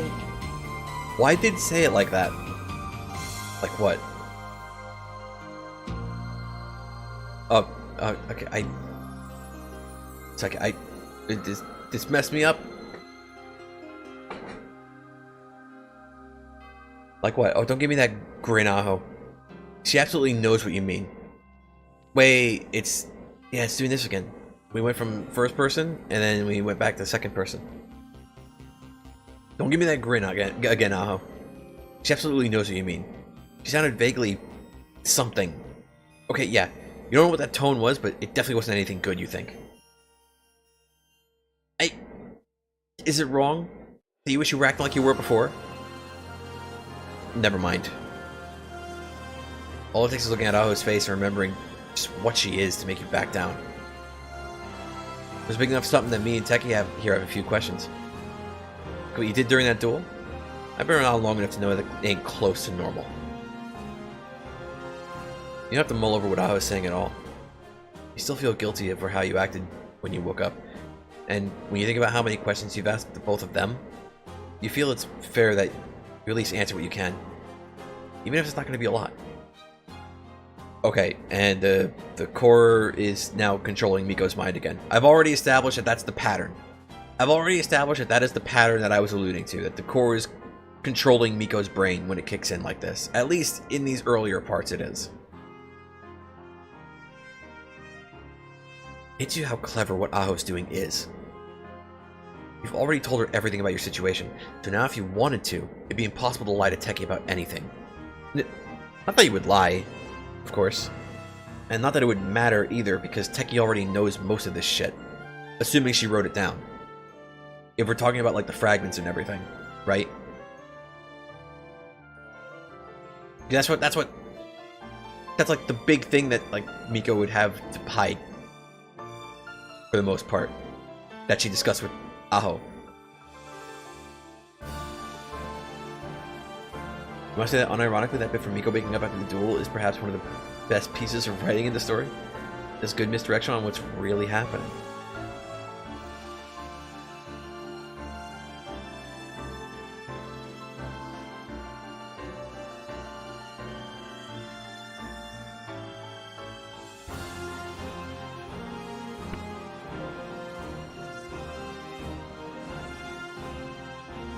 With memories is extremely cute. It has a pace that you actually feel is good. Then I'm confused about what's really happening. Then, because I thought it was always straightforward.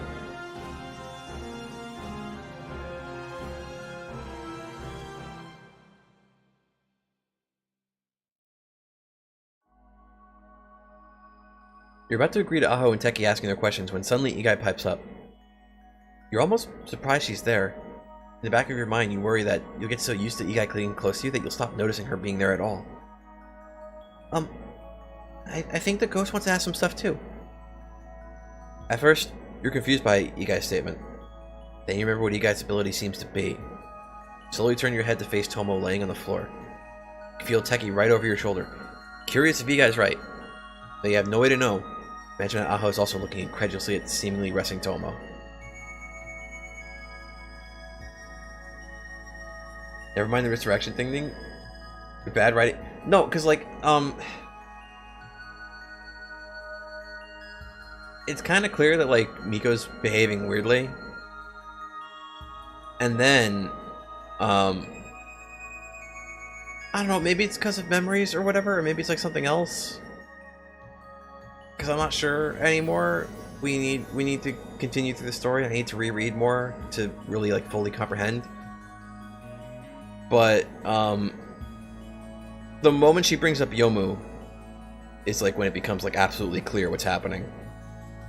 Which is why I would say it's, like, straightforward.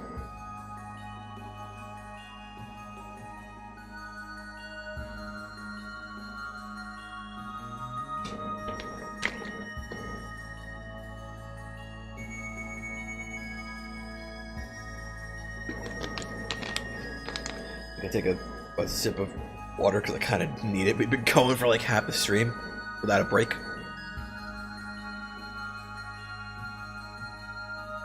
Snurk goes to sleeping dead. Aho reacts first. You meme. You're gonna go now? Okay, Shadowy Pal. See you around. Thanks for stopping by.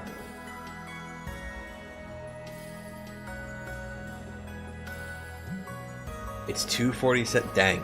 Yeah, it's pretty late. Anyway, have a good rest. Thanks for stopping by, though. You hear the rest of what Miss Dragon said. Mommy moved real fast and covered your ears before you could clearly hear anything else. You could still see, though. So it didn't really help. And hear, but Mommy probably wouldn't be happy to know about that. You don't really care about what exactly Miss Dragon is saying anyway.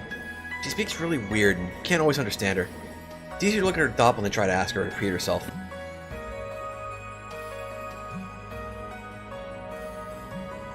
That's what you've taken to calling the not people copy of others you see. Teki seemed really interested in it. Said it was your ability. You didn't ask her what that means. Teki's scary when she starts to talk. Before you found Mommy, you didn't really look too closely at the doppels of the people you saw when you were wandering. You were so tired and you couldn't really think well. And after meeting with that lady, you didn't want to risk meeting someone like her again. Now that you're with Mommy, though, you've been looking real close at them. And it's not staring at people. Mommy told you that was bad. Doppels aren't people, so it's fine. I love this line. I love this line so much, because we're speaking from Igai's point of view now. And I love this line so much because like that's exactly something a kid would come up with to like justify doing something they were told not to do. Like, no, it's fine. That doesn't count, so it's okay if I do it now. Like it's perfect. It's exactly what it needs to be.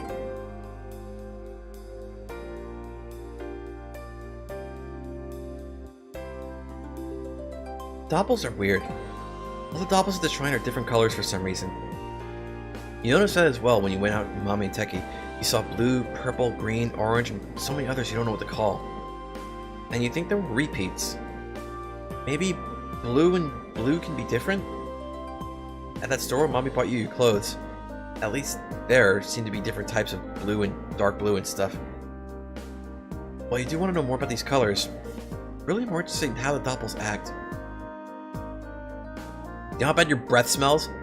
The dead fish in the lake smell wait, you know how bad your breath smells? The dead fish in the lake smell better than that. It's weird.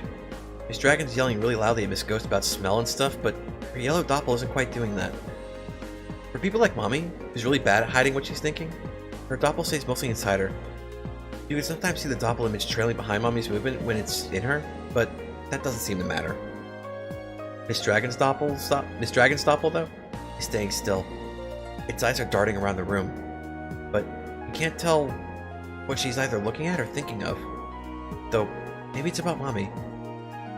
The doppel is definitely looking in Mommy's direction more often than not. So, does this mean Miss Dragon isn't really angry at Miss Ghost?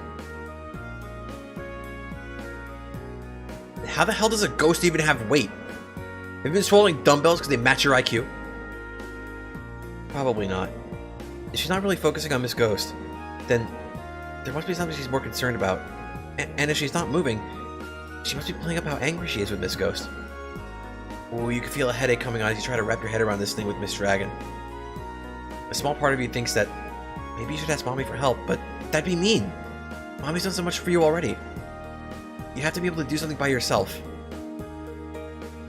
Not the one Miss Waifu claiming to be this super old dragon gal and doesn't notice a ghost catching Z's. Maybe it'd be better to look at Miss Ghost right now. She's barely floating off the mat right now. She has her hoodie on and is laying on her side with one arm supporting her head. It's hard to make out her doppel's expression since it's purple, so you have to squint your eyes a bit. Not too far separated from her body, only floating just far enough above to see her face, to see its face. And the difference between the doppel and her is much harder to spot. Where Miss Ghost looks calm and happy with the conversation she's having, despite... How the heck don't you know what a waifu is? Did you catch a case of schizo syndrome, Grandma? Speaking really mean things? Well, you think they're mean? It's not like you don't know what the words Miss Ghost is saying. But they don't mean anything to you. You file away to ask Mommy what a waifu is. See, this line ruins it. I remember giving feedback on this particular line. I remember it being changed, but for some reason here, it's not. It's weird that she would phrase it this way. It seems really strange.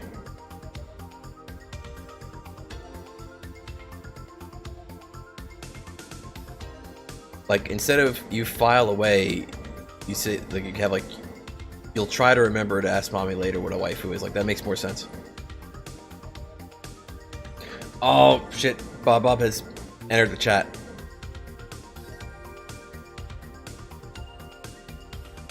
Clearing your clouded thoughts by blinking your eyes a few times. Refocus. Yep. Oh. We're seeing...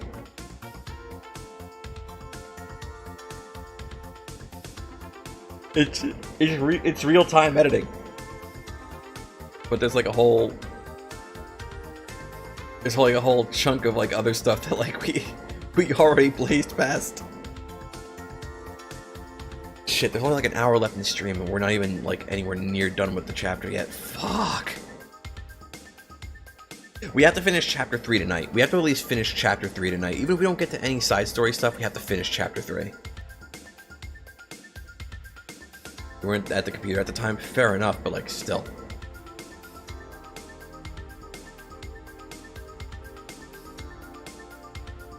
Clearing your clouded thoughts by blinking your eyes a few times, you refocus. Miss Ghost's doppel is only looking at Mommy. It's not giving any sign that it's paying attention to Miss Dragon. The eyes are nearly closed. Like the doppel is scrunching up its face as it tries to think on something.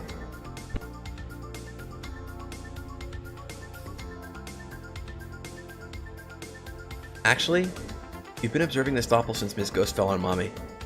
Which is really mean of her, because she was totally awake the entire time. Sure, her doppel looked surprised while she fell, but even when she landed, she didn't fall asleep. Maybe it's because Miss Ghost is a ghost, but her doppel was poking and prodding Mommy the entire time Miss Dragon was bringing them back to the shrine. She looked so confused. She must really not have expected. She must really not have. Holy God. She must have really not expected Mommy to beat her. Your face lifts slightly as you recall the duel. Mommy was so amazing and pretty. She moved like what you imagine she must have when she hated that time. And those things with the wings were so cool. Miss Ghost couldn't do a thing to stop them, and Mommy was doing so well. She should have totally won if Miss Ghost hadn't cheated by falling on her. Guys, please, there's no reason to fight. Do you hear her? We're gonna look at Techie. She's trying to stop Miss Dragon and Miss Ghost from arguing more. But it doesn't sound like she has the will to stop them. I have to do something. I'm getting distracted by noises.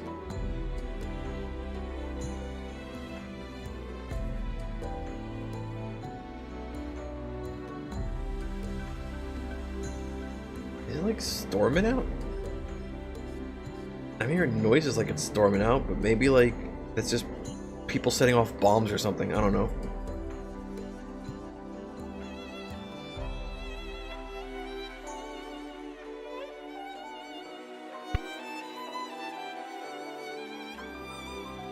Okay, where were we? Okay. Guys, please, there's no reason to fight. Though you hear her, you weren't going to look at Techie. She's trying to stop Miss Dragon and Miss Ghost from arguing more, but it doesn't sound like she has the will to stop them. Slap. The noises in your house are Tomo. She realized that she could use her ability to also travel across time. Say hi to her for everyone. Okay, hello, Tomo. Welcome. Her picture's already on the stream, but like, I guess she wants to actually be in the stream. Okay, fine. Wait, isn't she a ghost and not a poltergeist? What the fuck is this?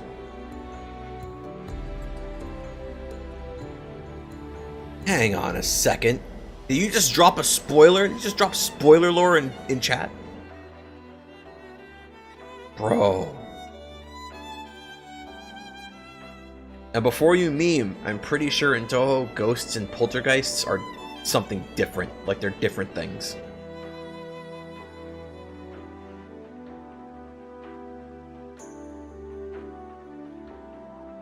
Not introducing real time travel? Never? Uh-oh. That means there's gonna be time travel in the story.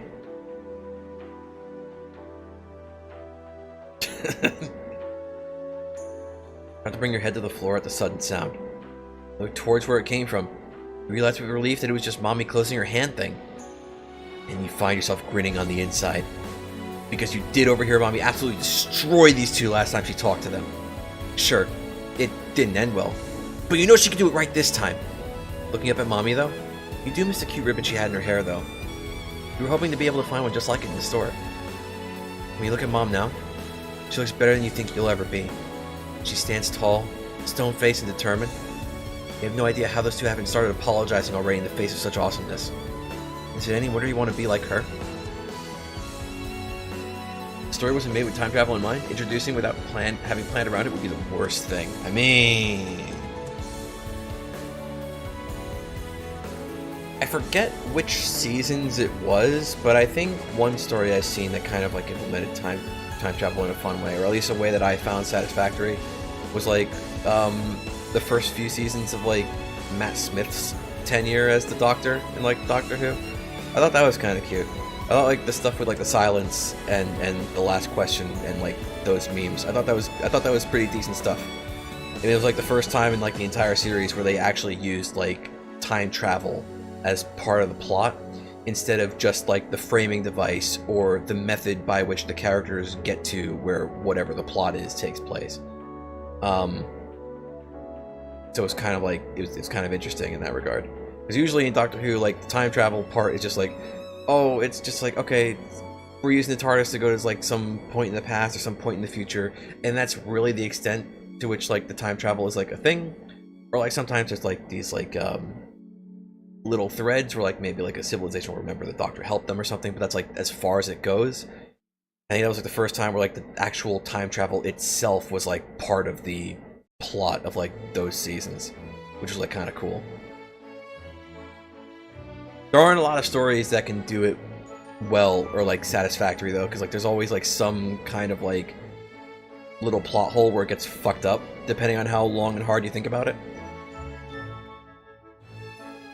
That can be good, but Doctor Who is built around time travel at the core. I mean, technically yes, but not really. Because like I said before, the time travel aspect of Doctor Who is usually literally just a framing device for whatever story is being told. It's like if you want to have like some story that takes place in the Renaissance, it's like, okay, well they just took the TARDIS back to the Renaissance, and like that's it. That's as far, generally for decades, that was as far as the time travel aspect of the show ever went. But I guess I could see what you're saying, like because that concept was already built into the show, you could kind of go somewhere with it, I guess. Unless you randomly decide to have OP Sakia when she'd be weaker in the setting, you don't see anything good happening. Fair. Is the Magic Treehouse a better time travel story than Doctor Who? I'm not familiar. I got distracted again. I started talking about Doctor Who. I haven't watched Doctor Who in years. And from what I hear, allegedly it's not as good anymore. And I started hating it after a while. I think I started hating it during Peter Capaldi's tenure as the Doctor, which sucks because I thought he was a good Doctor. I thought he was great. But it was the fucking companion that I hated.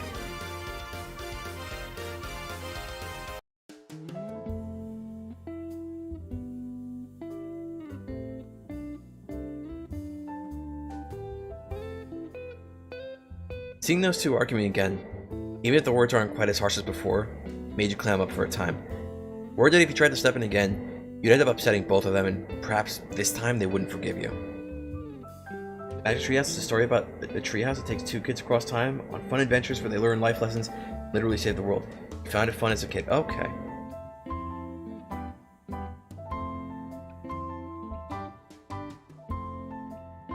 Realizing that you hadn't actually beaten Touhou hasn't done any good for your confidence.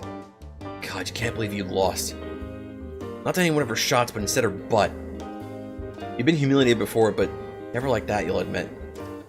Watching Aho and Touhou argue, seeing Teki staring from the sidelines with neither of the two noticing or protesting of their words, and knowing that Igai is watching all this happen while you just stand still, pulls you out of your stupor. All you needed to do to silence the growing cacophony was what you had done before. Close your fan. The sound that resonated through the room when you did so, and the silence that followed, brought you a slight bit of happiness. Oh, here we go. Her new skill. Her new skill where where Miko gets super preachy. Talk her best once other needs are settled. Teki. She's the one most unneeded for what your immediate words will be. But having her do this would be best. If you wouldn't mind, please bring us all some tea. What you made before for Touhou and I should be fine. Teki, the ever-helpful, it's a strong nod and leaves the room to go to work. That should keep her busy for a time and keep her mind occupied. It'd be unfortunate if she were to blame herself again for the fight between the two bombs in the room.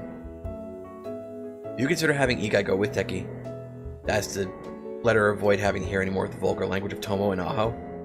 But having her here should make the two less likely to start getting physical. Hopefully. Aho. The firecracker of a dragon looks at you with a blank expression. She's likely evaluating your own response here, to see if you truly gained an understanding of what you did wrong last time you tried to mediate these two. You hope you have. Thanks to Arbitrator, our thoughts are much more organized than prior. It also helps that, unlike last case, it's much more clear that there's a singular guilty party in this case. First, I'd like to thank you for helping both me and Touhou. While Tomo's not truly unconscious, That does not change that you acted in good faith to provide the best thing you could for the both of us. The only thing I can fault you for is your attitude once Tomo's deceit was revealed. But I do not mean to imply that as unwarranted. The most I can ask is that our language be more controlled when certain individuals are present. You carefully select how you speak, speaking slowly, speaking slightly differently for the important points. You do put emphasis on certain individuals, part in hopes that your meaning there isn't lost on Aho. This may be rather childish, ironically, but you would prefer that Igai doesn't start speaking like these two when upset. I ain't gonna promise a thing on the last point. Aho speaks dismissively at your request, but also a true annoyance. You're almost certain that she'll at least consider what you said in the future. Give a slight nod as acknowledgement of her words. Turning to Tomo, you're glad to see that she's no longer laying down on her side, but instead sitting cross-legged on the mat. Though you can see both her eyes. She isn't looking directly at you. Actually, she's most certainly trying to avoid your gaze. You don't bother to contain your sigh. Tomo, I don't believe it even necessary for you to tell me what's wrong with your actions. Wait, I don't believe it's even necessary for me to tell you what's wrong with your actions, as obvious as they are.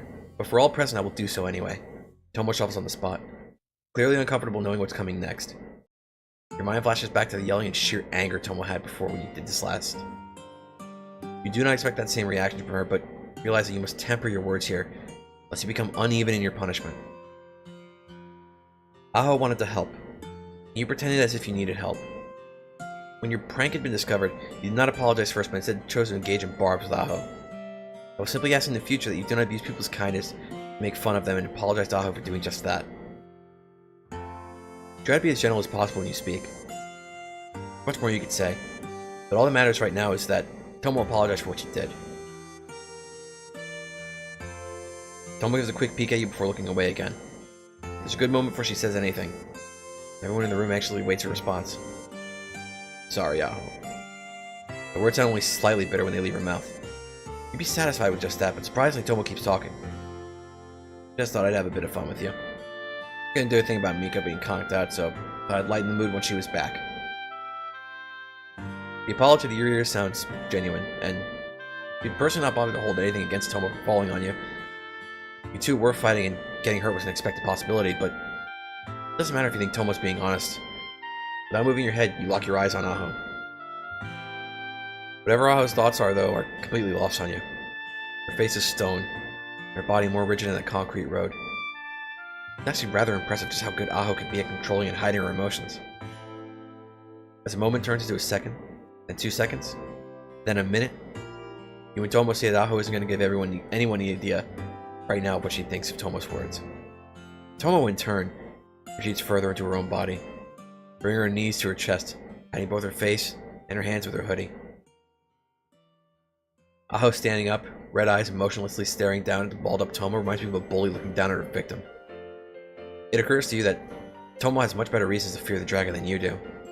Because unlike you, she knows from her fight with Aho just how much stronger the dragon is, and how little chance she stands against her. Is Tomo simply lashing out so harshly at Aho to try and ensure her ego that she was still strong? Is she picking words as her battleground because that's where she believes she can beat the dragon?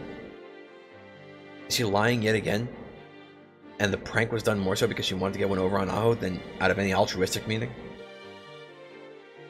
Questions like that continue to bounce around in your mind as you hear the distinct sound of the kettle whistling. You can only hope that this tension between the two won't keep coming back over and over again for such minor things. Thankfully, you can rely on Teki to completely ruin the current atmosphere of the room, as she barges into the room with a tea set in hand and a large smile on her face. Sometimes to fix things, you need someone completely ignorant of the problem. I've got tea, everyone! Teki happily cheers, putting the tea down on the table and pouring a cup for everyone. From the aroma, it looks like she's used some of the Earl Grey tea packets you had. Aho finally takes a break from staring Tomo down, to instead stare at Teki. When she lays the eyes on the fairy, her facade of calm fades and reveals the character you've known so far. Bad-mouthed dragon who does what she wants and acts how she wants.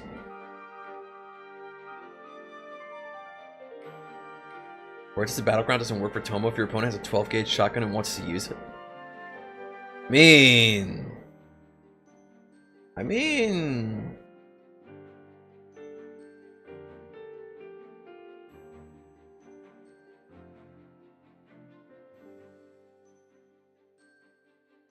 About time.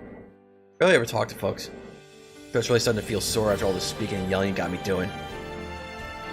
Aho falls to the floor without a hint of grace and grabs her cup of tea, taking a drink of it like one would a bottle of sake. The throat feels sore just thinking about doing something like that.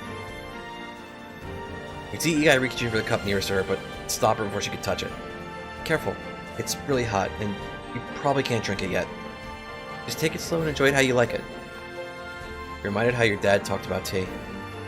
Something to be enjoyed slowly in both when making and drinking the treat. Igai gives a small nod before reaching for the drink, much slower this time. When she touches the cup, she pulls her hands back with a jolt, having likely not expected it to be so hot. Teki slightly starts to drink her tea right after pouring out everyone else's and sitting down. From her expression, though, once the teacup is against her mouth, clear she hadn't paid attention to what you said to Igai. Worried that Teki is going to spit out her tea and make a mess, but flip. Once you hear that flip, what happens next has already been decided. In a single motion, Teki tilts her head back and gulps down whatever tea she had in her mouth. The coughing hit that comes after gets a hearty laugh out of Aho. That's the dragon style, all at once, no holding back from enjoying the good stuff. Aho looks to be proud of Teki's rash action.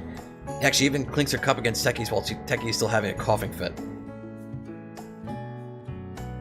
You just calmly take a small sip from your cup as you watch this all occur. Now that you've finished mediating for Aho and Tomo, you can feel the effects of Arbitrator fading. You feel a bit sad about that, actually. It's really nice to be able to think so clearly and calmly while it was active. Though that calmness could be worrying if it was permanent. You've seen people who have undergone operations to remove certain emotions. They've always spoke about how great they felt, but you never could quite think of them as human anymore. Igai is cutely poking her cup over and over again. She thinks the tea inside the cup is as hot as the cup itself. Which is a silly thing that, despite knowing that more is to come before the day is over, you smile. Igai, you don't need to keep checking if the cup is hot. The tea inside is always cooler. That's a fucking lie! I have burnt my tongue enough times to know that is fucking bullshit. It's adorable how Igai quite clearly doesn't really believe what you're saying. For good reason. She looks over at the cup again and this time moves to pick it up with both hands. But as once her hands touch the cup, she reels back, scared off by the heat.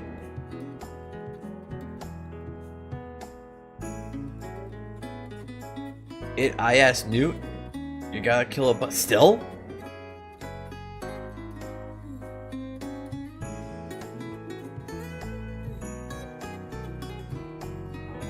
Here, take Igai's cup into your own hands. How about I hold the cup for you? At least get a sip of it? Igai looks only a little surprised at your offer, but quickly she moves up the cup in your hands and takes a small sip of the liquid inside. Right away her face screws up, and she looks something approaching angry for the first time since you met her. And she spits the tea out. Blech! It tastes really bad. Oh, of course. This should have realized a young kid like Igai wouldn't like the bitter taste. Guess you probably like it with sugar or something. Put the cup back on the table. We can try it again later. Igai looks confused at your statement. But, won't it still taste yucky? Igai's questions the kind that holds enough innocence that you wonder just exactly what she knows and doesn't know. Young, but full of certain knowledge that no kid would have. Maybe she knows things no one else here knows and just don't know the right questions to ask her. But those thoughts can be moved elsewhere right now. No, because we'll make it different. Igai doesn't say anything in response other than tilt her head. You think she'll ask more about what you mean, but no. She nods her head slowly and snuggles up to your side. Unlike before, you feel hesitant about doing anything physical with her, but thankfully Igai seems content just being with you. Looking back at the table, you see that Teki and Aho are engaged in what seems to be a rather heated discussion about something.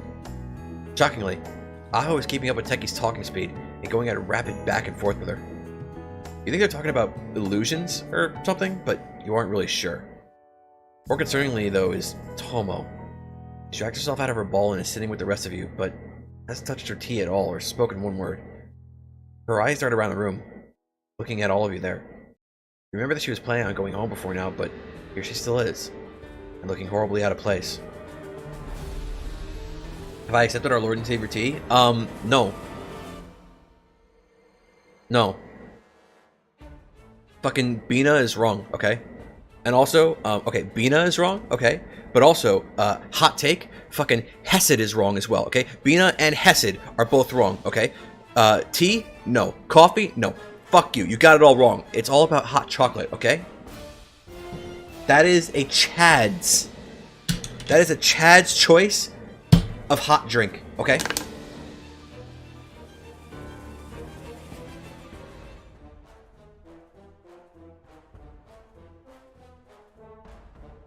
A million %. Cannot convince me otherwise. You never will.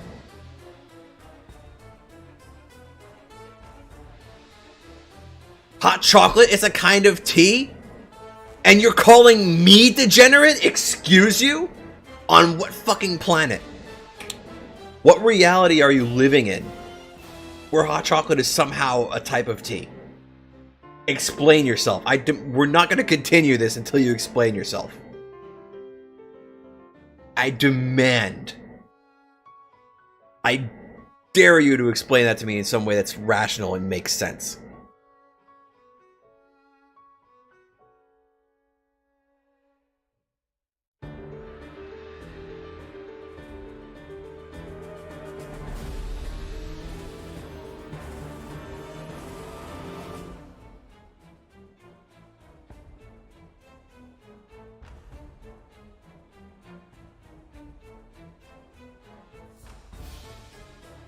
It makes sense because you haven't explained how hot chocolate... You know what?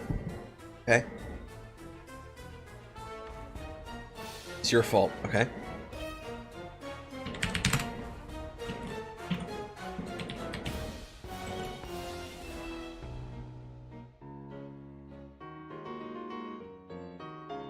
Should we look at the,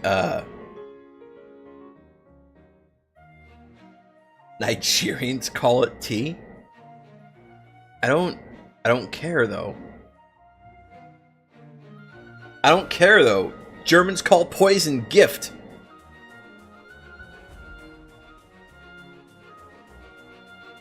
Shall we look at the definition of tea?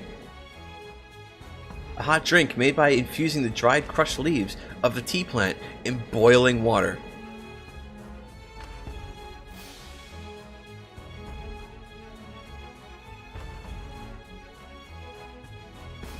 A hot drink made from the infused leaves, fruits, or flowers of other plants.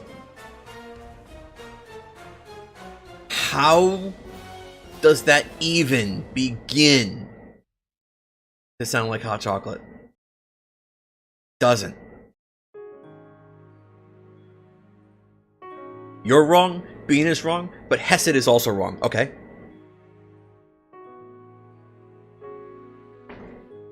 Okay?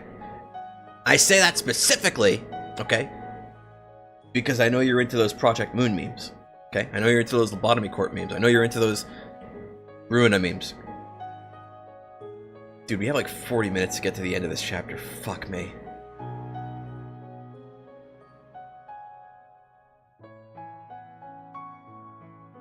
She's trying to hide from all of you while being... Oh god. Well, you'd say that if it's crushed up chocolate beans, chocolate leaves, you'd be able to tell the difference. First of all, I don't know what the fuck a chocolate... First of all, it wouldn't be chocolate leaf. If it's a chocolate leaf, that means you already have the product chocolate to make it to the shape of a leaf. So, you're already wrong. Okay. Secondly, they aren't chocolate beans, because again, same as the chocolate leaf, if you're making a bean out of chocolate, then you already have the product chocolate to make it to the shape of a bean. Now, if you're talking about cacao leaves and cacao beans, that's a little different. I don't know what a cacao leaf tastes like. I don't know what a cacao bean tastes like, but allegedly cacao tastes like fucking ass until, you know, you actually roast it. So, in that sense, hot chocolate would actually be closer to coffee, even though it is not at all coffee.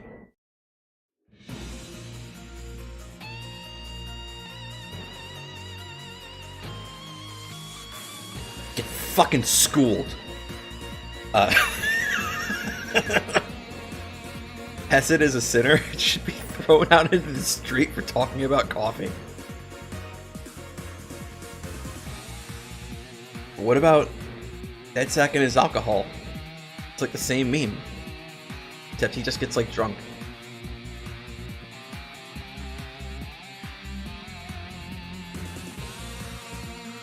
He gets drunk and he goes on benders with Roland. It's fine. She's trying to hide from you all being in plain sight. Thinking back on it, she did the same for the most part during breakfast today. She only spoke when addressed, and even then, gave very short answers. And she was only talking during dinner because Aho was there. Aho may not have meant to, but her playing along with Tomo by exchanging insults seems to have been, well, I won't call it good, but definitely a way to bring Tomo closer to the group. Hey, Tomo. You try to get her attention.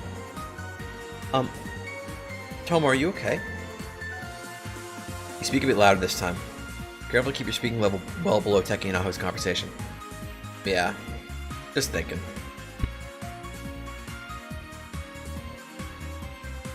A lump of concern that was in your gut lightens just a little. You okay telling me what you're thinking about? But if you let her answer without going further, you're most certainly not going to get anywhere. Nothing you gotta worry about. Lame stuff.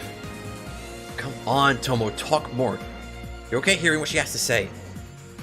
It's fine, I doubt it's really that lame. I'm not gonna talk about it. Your face droops at the blunt response and the annoyed look Tomo gives you. I get you want to be a team mom, but you're looking to be part of a team. Just someone you can give a ring once in a while. That hurts. Yes, you're still scared of ghosts, but...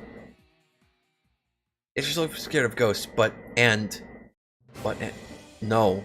No, you can't do this. You can't do this to me. Tomo is still a bit too unpredictable for your liking. But you were hoping to change that. Get her to open up and maybe be someone you could see more often. You weren't trying to be invasive, you wanted to help her feel wanted here. Sorry. Pain in saying those words cannot be measured, even in a world of truth. Hey, ghost bitch. Both you and Tomo look up in surprise at Aho. She's got a hand up to Teki. You guess she's on pause in her conversation with her address. You guess she's on pause with her conversation with her to address Tomo finally. I got a dragon's pride. Pranks like that piss me off. So I'm gonna forgive you or anything. Before the rock can drop in your stomach at that rejection of Tomo's apology, Aho continues to speak. I'm gonna care how you act towards me. Because I always know I'm gonna be better. Aho raises her cut high and stands up when she speaks again, nearly knocking over the table. But don't you dare be rude to our guest, you hear? She's trying to get our asses to get along and doing the best a stupid maiden can do. The least you can do is not be such a dung-covered garbage dumb when she tries to talk to you. Aho pauses for a moment, looking sideways, thinking something over. She adds one last bit to the end of her short speech. Goddamn, drink your tea. Don't go wasting a good drink. With that said, Aho slams back down to the ground, looking rather happy with herself. Does she really think those were good words of encouragement? And you turn to Tomo, expecting that you're going to have to try and calm her down again from Aho's provocations. She does look surprised, but that surprise doesn't turn to anger, sadness, or any other negative emotion. No. Tomo does something very simple. Doesn't say anything to you or anyone else at the table. All she does is move her hands forward, pick up her cup, and start drinking.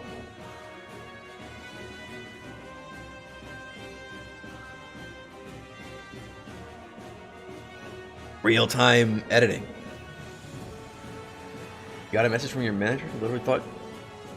Oh no. It's goddamn have a space. I mean... I wouldn't write it with a space. I don't think it usually gets a space.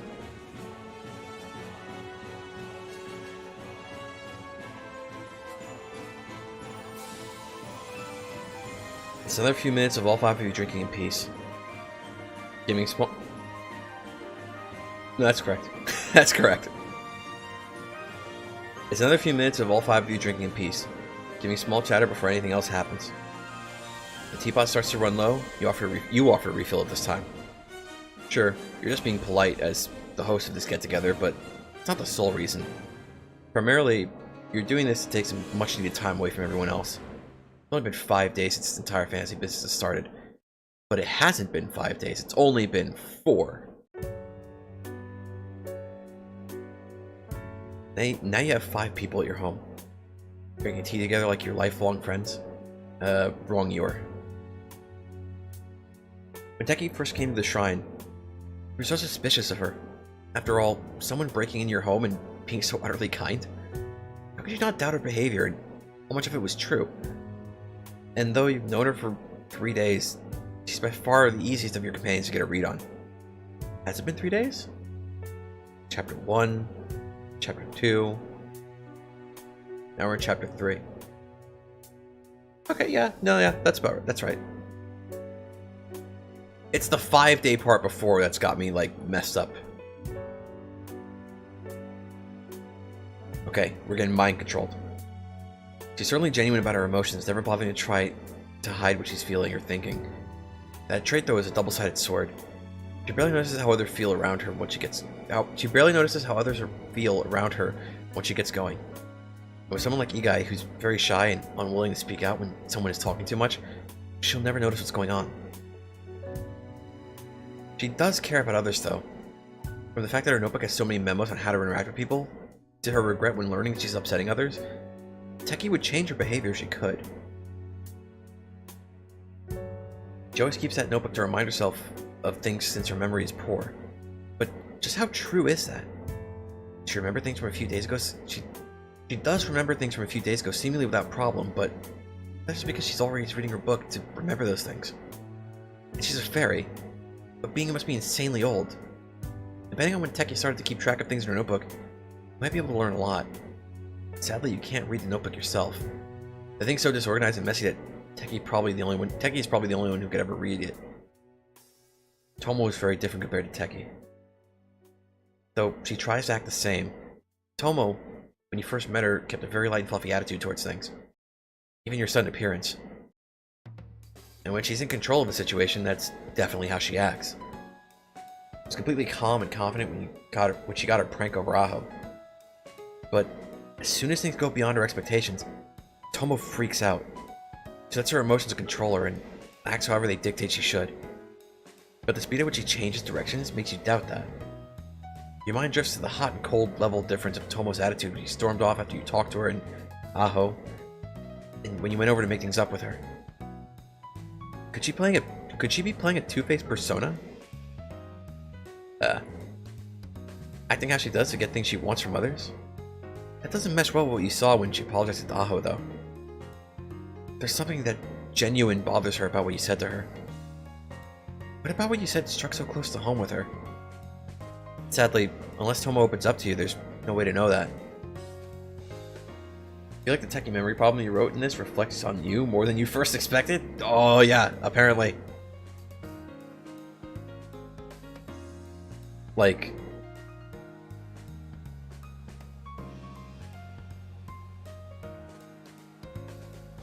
I'll put it this way, you're going through trails in the sky right now, on your own stream.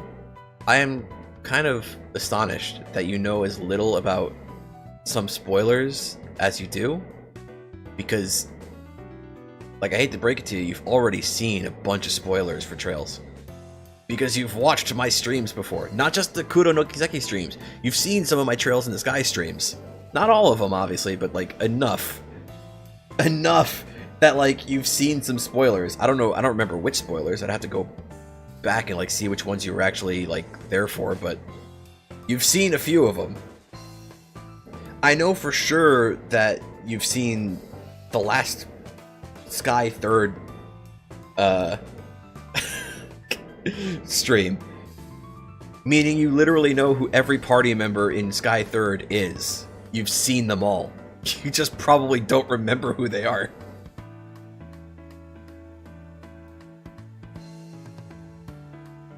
Should you start creeping in Notebook? Do you have anime dementia? You literally remember none of that. I don't remember. I don't think you were around for my streams when I was still streaming first chapter, or maybe you were, but maybe you didn't watch those. I think you might have popped in once or twice on like second chapter. I don't remember. But I know you definitely came around for a few third streams, and I know you were definitely there for the last one. And in that last stream, you literally would have seen every party member in the game. Meaning you know who every playable character in Trails in the Sky is. But you've apparently completely forgotten. Which is probably a good thing, because then it means you're not going to know... It means you're not just going to know what to expect going into, like, the end of first chapter, or the rest of second chapter, right? So it's like, I don't know. I'm more surprised that you don't remember Kuro no Kiseki, because that was much more recently. That was like a much more recent stream. Of course I say that, and that was like back in like December, so like nearly a year ago, but still.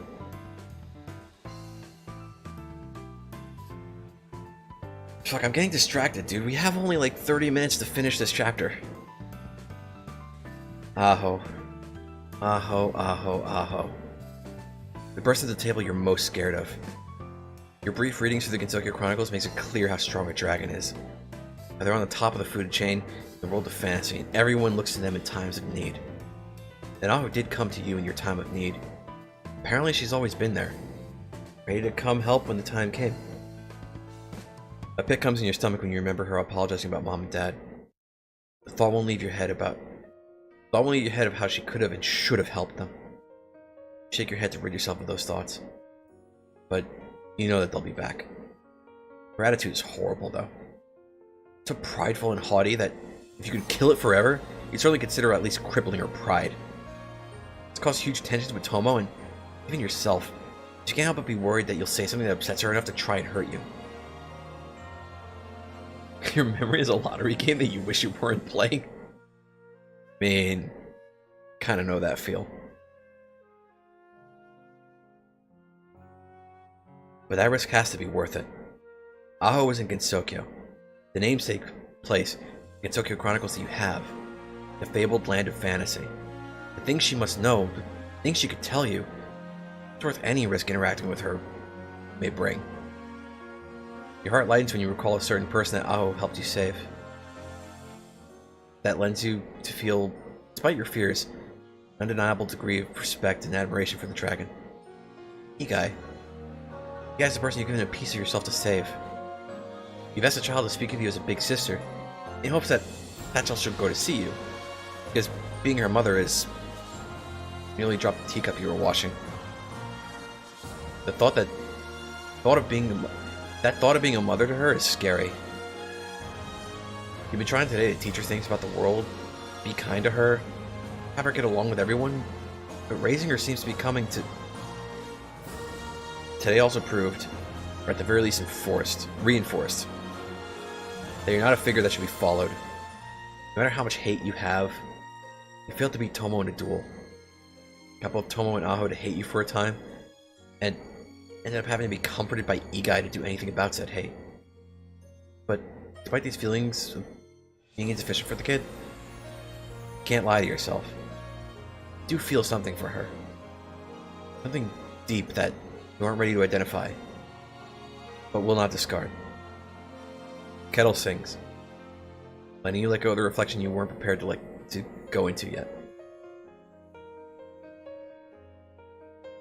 Also, okay, I want us all to keep in mind, there's a part earlier where Igai said that Miko told her that staring at people was bad.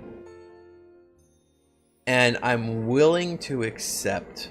I'm going to spoil some stuff because I know I'm going to forget to make this point later.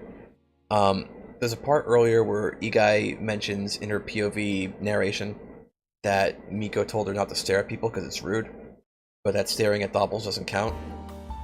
I'm willing to accept that during the shopping trip, when they were on their way to the market square and Miko was teaching Igai things about the world, that was something that she included. Maybe.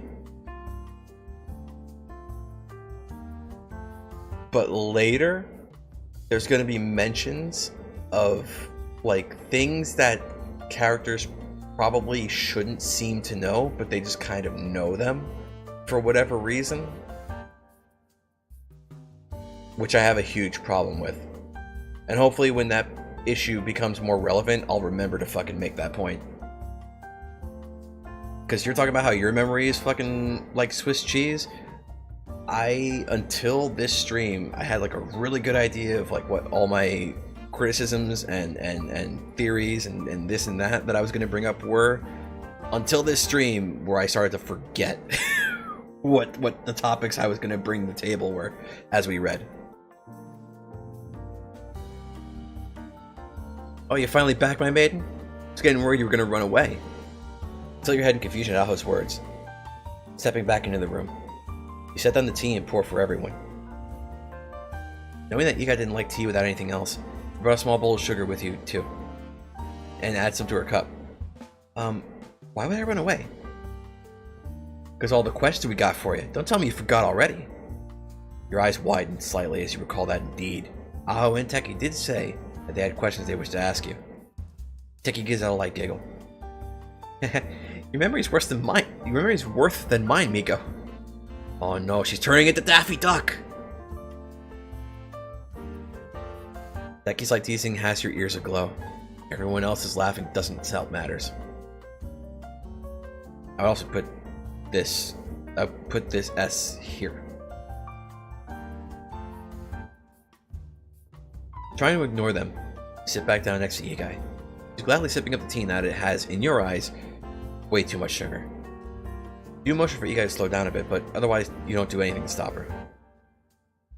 So, what did you want to ask? Our question is addressed to all three people in front of you. Tomo may not have confirmed Youkai's words about having questioned herself, but it's hard to imagine that Tomo doesn't have things she wants to ask you. Ooh, can I start? Teki excitedly raises her hand like a child in school. Sure. Ain't a bother for me. Yeah, I'm fine waiting. Tomo and Aho's approval. Teki asks her question. How do you use a spell card? I know I said I'd answer your questions, but could you tell you what a spell card is? Uh-oh. The second person memes are starting to infect Miko's dialogue. But could you tell me what a spell card is? It's embarrassing to be asking questions when you said you'd be answering them, but no matter how much you rub the back of your head, the blush on your face won't go away. Flip. Once you hear that sound, you expect the Teki to be the one to answer your question. Surprisingly enough, though, Tomo is the one to answer, waving her arms like these words are one she's very used to speaking.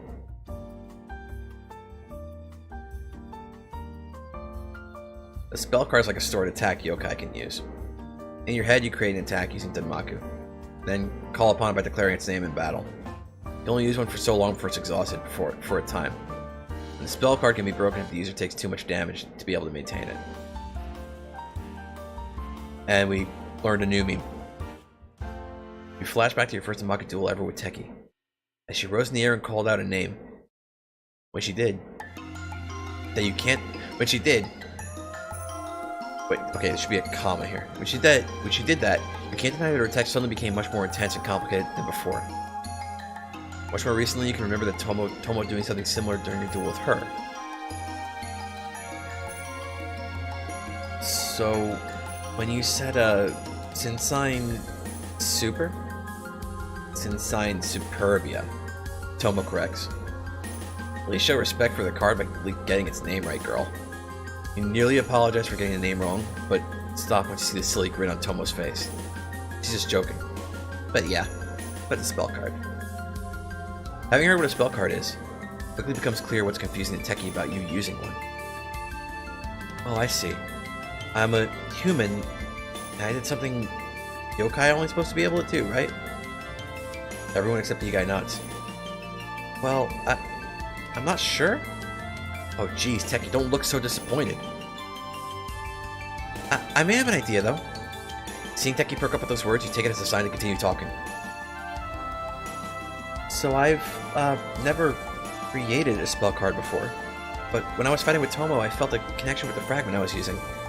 And when I tried to use Death, that's the name of the skill, to make the Danmaku Tomo had sent out disappear, Instead, I felt power gather up. And a name came to my mind, and I just said it. I think I called on the yokai of the fragment's power instead of my own. Maybe that's why I could use a spell card. You shrug your shoulders at the end of your explanation. It's not much, but it's the best idea you've got on why you could use a spell card when a human apparently shouldn't be able to. Well, Teki's written your entire explanation down in her notebook. Tomo and Aho just nod their heads. What you told me about that yin-yang orb sounds about right. Aho's acceptance of your explanation is a relief. You're glad she doesn't think that you're lying about this or anything. Sounds impossible for me, but for fantasy, that just makes it more possible. Tomo's answer is a bit more interesting to you, but you'll leave questioning it till later. You won't be rude and ask any more questions for them if you can for now. I don't feel like waiting. Blast now. How you managed to fight like that? Humans ain't got that kind of skill here. Yet you've got started shooting the Maku days ago. You're already halfway to creaming our ghost over here. Aho gestures towards Tomo when she says that last part. You're taken aback by the question. I just do? You don't need to see Aho roll her eyes to know you should keep talking. I just follow my instincts for the most part. Listen to my eyes. Feel with my ears. That kind of stuff, you know? Yep. You just spoke nonsense to everyone present. They're all looking at you like you just declared there were rabbits on the moon. How the hell do you feel with your ears? Aho is the one asking that. You haven't even seen her look confused before. Is it wrong to think she actually looks kind of cute when she isn't smiling? Okay, I have an image for this. It's really important, okay?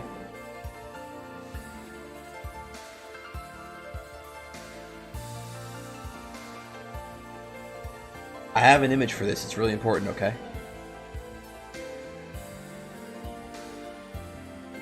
Oh no, where is it? Wait, where actually is it?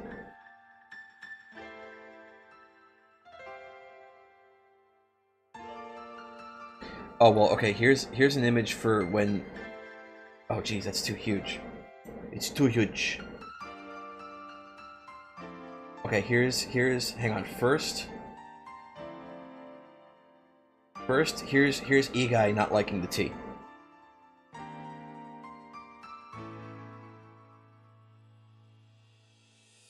And then, okay, and now, okay, now it's the illustration for the line we just read. There we go. That was it. That was super important, okay? That was extremely important.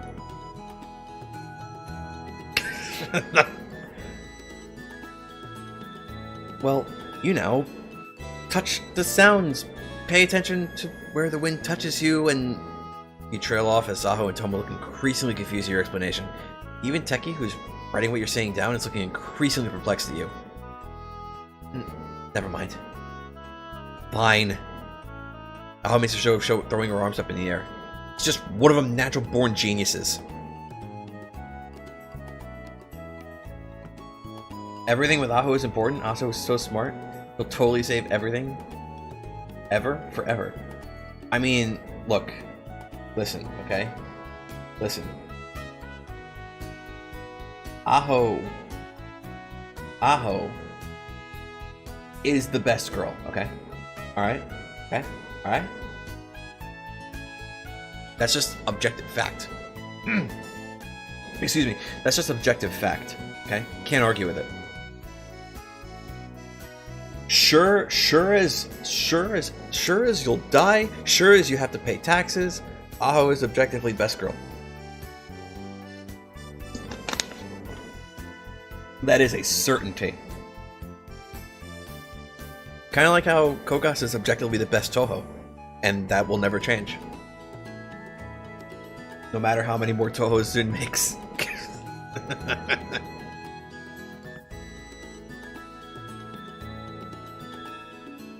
Is that all?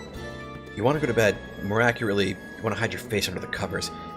God help you the day anyone here figures out that your glasses aren't real. You won't hear the end of it.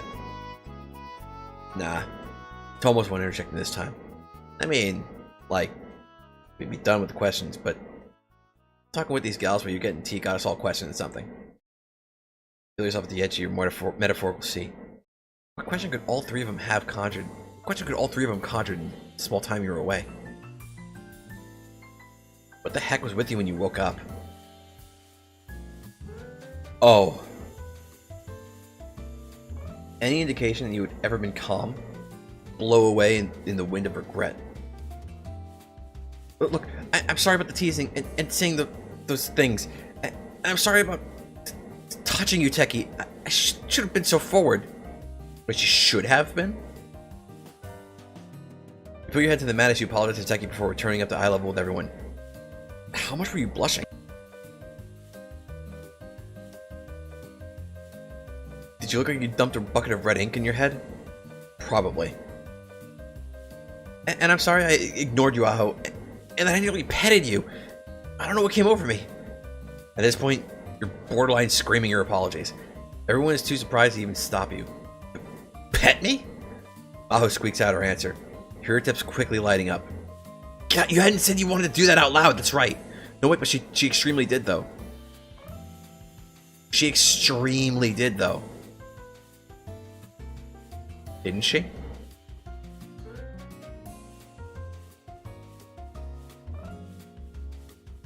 She turbo did.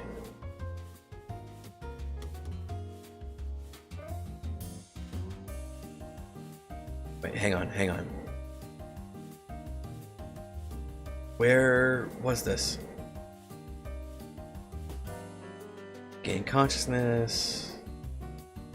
Hey, mommy. Okay. Wait. The important parts. Okay. Right. Here, right here. Right. So sorry, Ho, I didn't know you were waiting there for so long. I'm sorry, were you feeling left out because you weren't getting any headpats? I can fix that for you. She extremely did say that she wanted to pet Aho. She extremely did.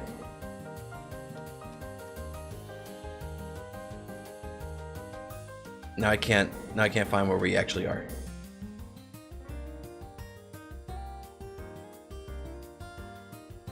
Oh no.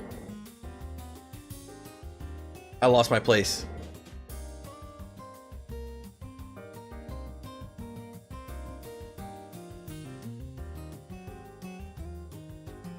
Yeah.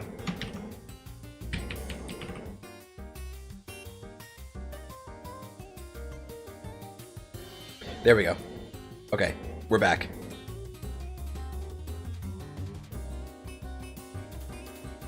Inconsistency, bro. You said you wanted to do that out loud, that's right. Techie puts a hand to her cheek and looks really sad. Was your apology not good enough? But I like being pet, it felt really good. Techie, that was not the answer I was looking for. Oh, we've gone from second person to first person memes. I liked it when Big Sis helped me. We weren't expecting to hear her speak, but you guys actually joined the conversation. I was really happy that Big Sis petted me. Does Big Sis not like holding me? Oh god, the look on you guys' face kills you.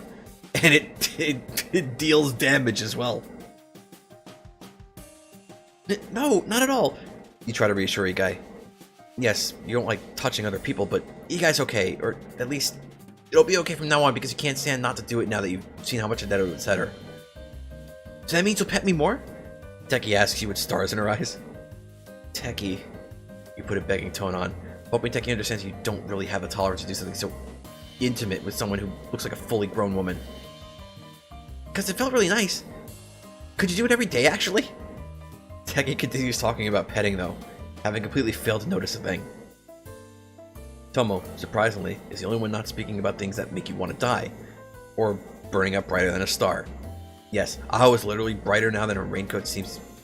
Yes, Aho is literally brighter now, and her raincoat seems to be much less defined and more flamey.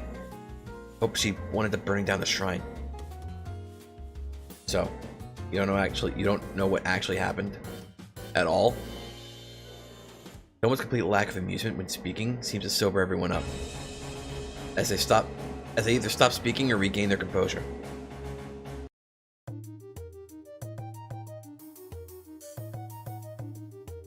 Close your eyes to think more on the subject, and there's only a little bit that comes to mind. Well, while we fought, I did get a new skill called memories. I don't know what it does, but when I gained it after I remembered something. I don't recall what, but it wasn't my memory. What was it that you remembered? You scrunch your face up trying to recall the details, but all you can remember is a girl in green who had a black ribbon and feeling sad. Strange. Almost answered from the table, rather suddenly at that line. Maybe you'll know what's going on there. Give me a day or so and I'll get in contact with you. Touhou throw you your phone. Wait, your phone? Touhou throw you your phone. Wait, you are phone? Touhou's response indicates that you don't need to speak on your confusion. Yeah, I took your phone. Just browsed it a bit. Add my number to it. Well, that's nice, but this is a bit sudden. But wait, are you leaving now? Not gonna stay any longer? It's a painful thought to let Touhou leave now.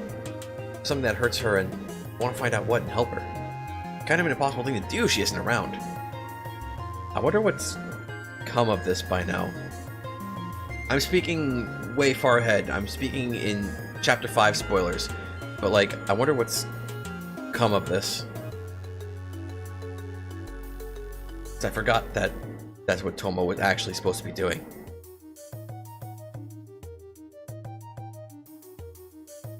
Yeah, Bo. Just about useless here.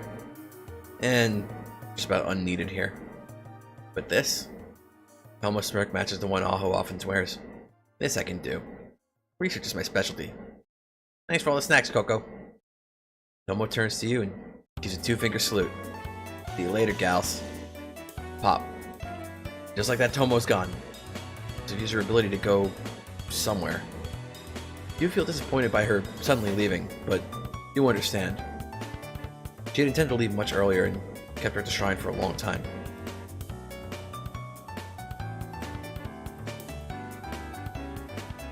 Can't believe you write you. I mean, like, then you wouldn't be able to write though. That's the problem. Excuse me.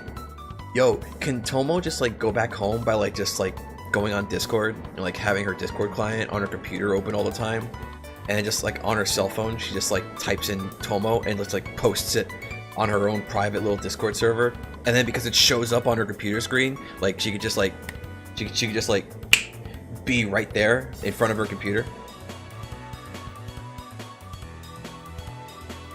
Because we learned in the previous stream that she can just pop in wherever she's mentioned in any way, which includes written word. Or at least the way it was phrased, it implies that it includes written word. She doesn't have to just be spoken about. You can write about her, or even just like speak about her indirectly, and she could still pop in.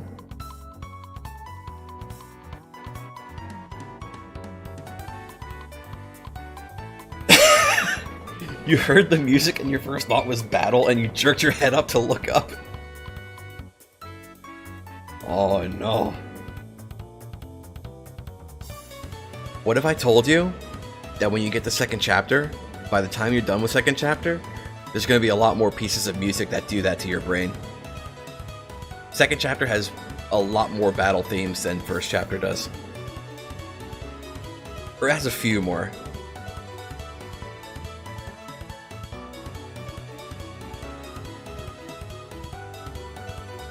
Everyone else in the room who hadn't seen Touhou use her ability before jumps when she disappears. Aho recovers first. Oh, she can teleport? That's bull!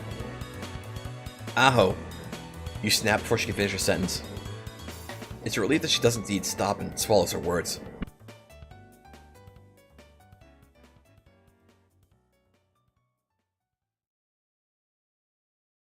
Aho looks a bit angry, but she doesn't do anything other than cross her arms and look away, muttering about how stupid and overpowered Touhou's ability is.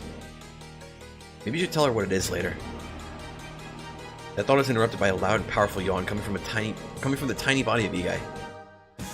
Her eyes droop as she blinks slowly. She waves side to side, clearly ready to drop to bed. For her benefit, you think it's about time to finish today. Okay, I think it's about time we all go to bed, you say, picking up Igai into your arms. Oh, we've re-equipped Yokai of Dusk.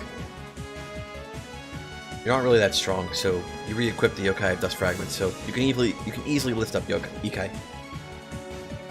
With the power you got from Yokai Strength and Night Strength, Ikai actually feels more like a feather than a person in your hands. Though, it's a bit hard to see things right now. But, that should be fine. You lived in the shrine for your entire life. You know it like the back of your hand. Hang on a sec, though.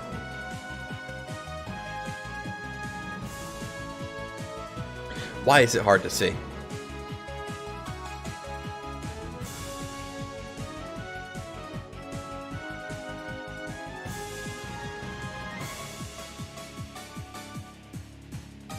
Is this something that's brought up in like one of these memes, but like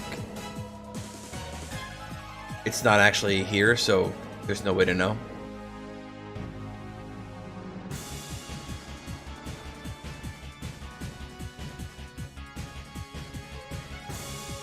Reason? Okay. Anyone disagree? I'd like to at least ask everyone else you think. Night Strength effect? Okay, it is in this memes. These memes, okay. Okay, after sunset your strength will remind humans, okay. 5 times stronger. Skills active, you'll have increased difficulty making out faraway shapes. How far are we talking?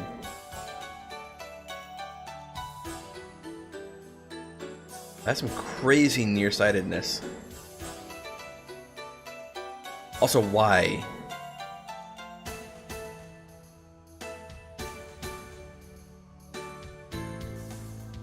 Also, dude, why is the Heiyue theme from Crossbell so good? Sorry, I'm getting distracted. Nah, I ain't got a problem with it. I'll shrug your shoulders. Let me just head back to the lake in that case. Got a good setup there. Getting some rest dealing with that ghost all day sounds great. At the mention of Tomo, Alex stretches her back and you can hear some cracks. She's like just putting on a show though. It's so funny that you roll your eyes in laughter. Oh, I'll clean up. And don't worry, I'll have to sleep in the shed right after. Though you really are glad that Tech is going to clean things up here, you do cringe both internally and externally when she mentions the shed. Aho's incredulous look doesn't help matters and give her a little I'll explain later look. Thanks, Techie. Or smile. You'll address the shed thing later, whenever that is. You're the first to head off. You can easily hear Aho leaving through the front entrance and hear Techie humming as she cleans up the table.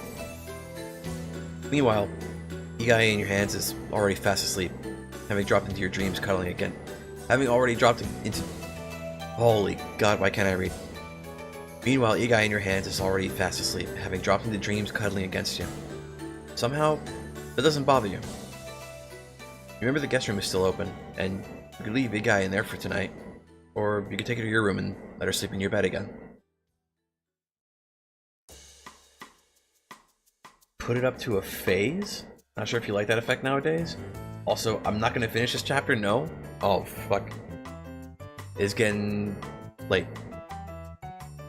Okay, so this is another instance. Remember, Post Fantasy is an interactive fanfic. Okay, so there are points like this where we're presented with a choice. For whatever reason, the actual decision for that choice is not in the Google Doc, which is weird.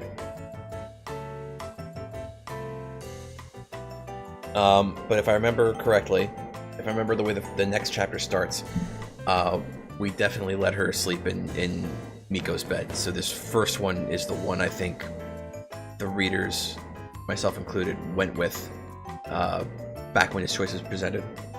pretty sure that's how it be. Once in bed, you ready yourself to finally get a true blue night's rest. Though it's a tad bright in the room, with the moonlight shining in. For the I'm here to be the typer who types how do you... Bruh. Ready yourself to finally get a true blue night's rest. Though it's a tad bit bright in the room with the moonlight shining in. For the first time you activate the Yokai of Dusk skill, Darkness Manipulation Novice. Man, that's a fucking Nasu-esque meme. Sure, you've used Darkness before, but apparently this is different somehow. Once you activate the skill, you can feel the darkness in the room. To your senses, you feel like paint on a canvas, except you can move this paint with just a wave of your arm. As an experiment, take the darkness darkness at the bed cast, move it into the palm of your hand. Wait, but okay. Miko, it's kind of a spoiler because I don't think it's been like outright stated yet, but Miko doesn't have like an actual bed, right? So like how? Take the darkness of the bed cast and move it to the palm of your hand. In your hand now is a ball of darkness. Spin the ball in your hand and look at it from all angles. When you think of it in another form, just a cube, it quickly changes to said shape. And no matter how you try, it's impossible to see through it. On the floor, where the darkness had been, is still the darkness. You think you can pull from it over and over again, but when you try, the darkness falls out of your control like oil. Maybe there's a limit to how much darkness you could hold at once. Shake your head. Thoughts like that are for tomorrow, not tonight. And with a small gesture, the darkness covers the window and no light now resides in your room. Close your eyes, drift off again. Okay. We have to go back.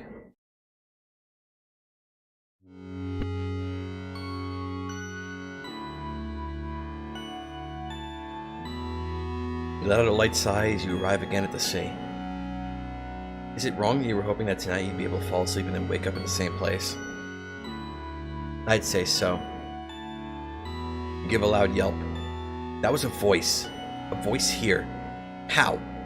Who's... You start to talk, to get ready to question, but you're interrupted again. Don't ask. Hold on. I'll be there in a second.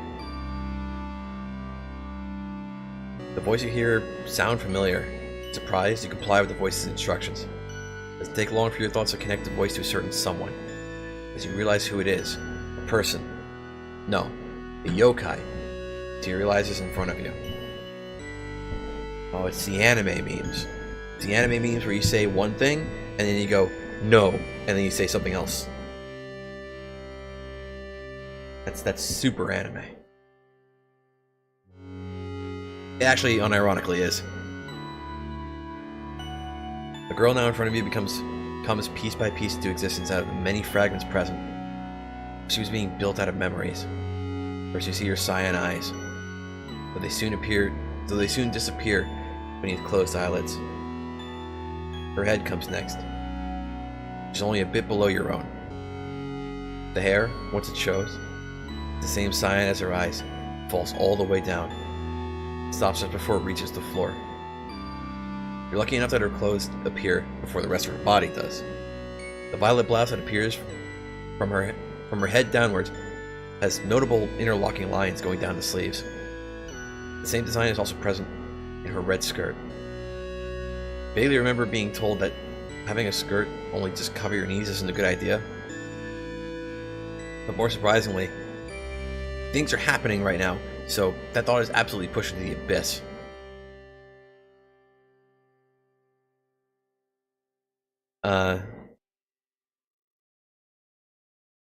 Okay, that distracted me. Just move on, we're not gonna finish otherwise. As her legs finally take on solid form, you think that it must be over before the most surprising element of the girl takes form. As over her chest appears a large orange eye that stares directly at you. From that eye grows cords of the same color, then move into the outfit of the girl, and from the sounds you hear, seem to go into her. You're trying to throw up at that thought. But once you know the girl is finally there, her entire body present, you need to hear her say it to know her name. Kyohi? Are we going to midnight? No, we only have like another 10 pages or so. We can get through this, it's fine. She gives a small grin, and picks up the sides of her skirt, doing a small curtsy. More accurately, I'm Kyohi Chowa, guardian and moderator of the Yin Yang Orb. We have a lot to talk about. Should have said Chowa Kyohi, because that's like how you would actually say it. But, you know, it's fine. Also, the fucked up thing is that if you say Miko's name in the right order, her name is Hakure Miko, which sounds like you're not actually saying her name, but you're just describing her position.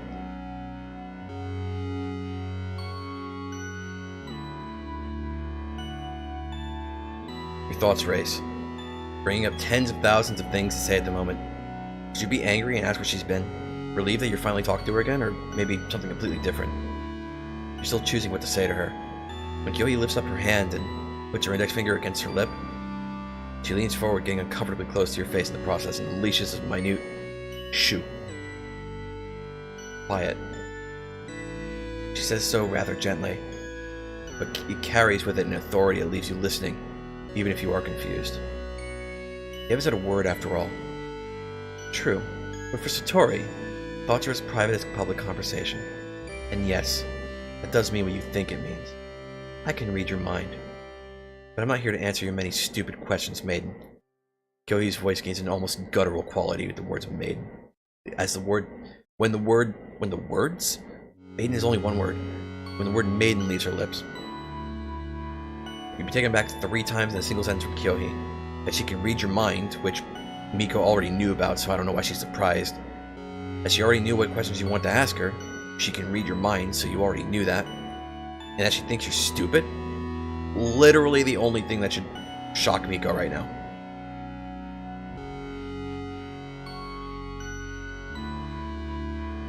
Yep. And she's so blunt about it too. But why? He let out a genuine cry of confusion at the news. Thought you were doing good. Sure.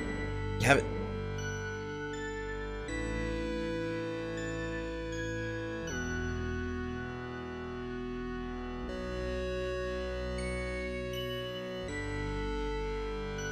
Baba, we're trying to finish before midnight.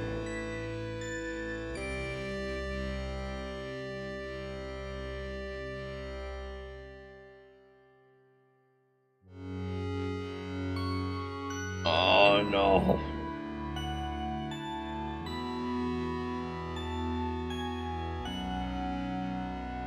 Okay, I'm just gonna...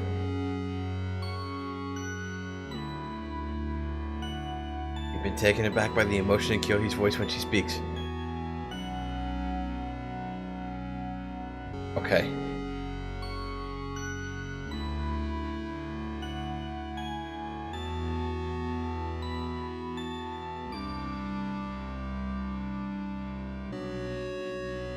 Without a genuine cry of confusion at the news.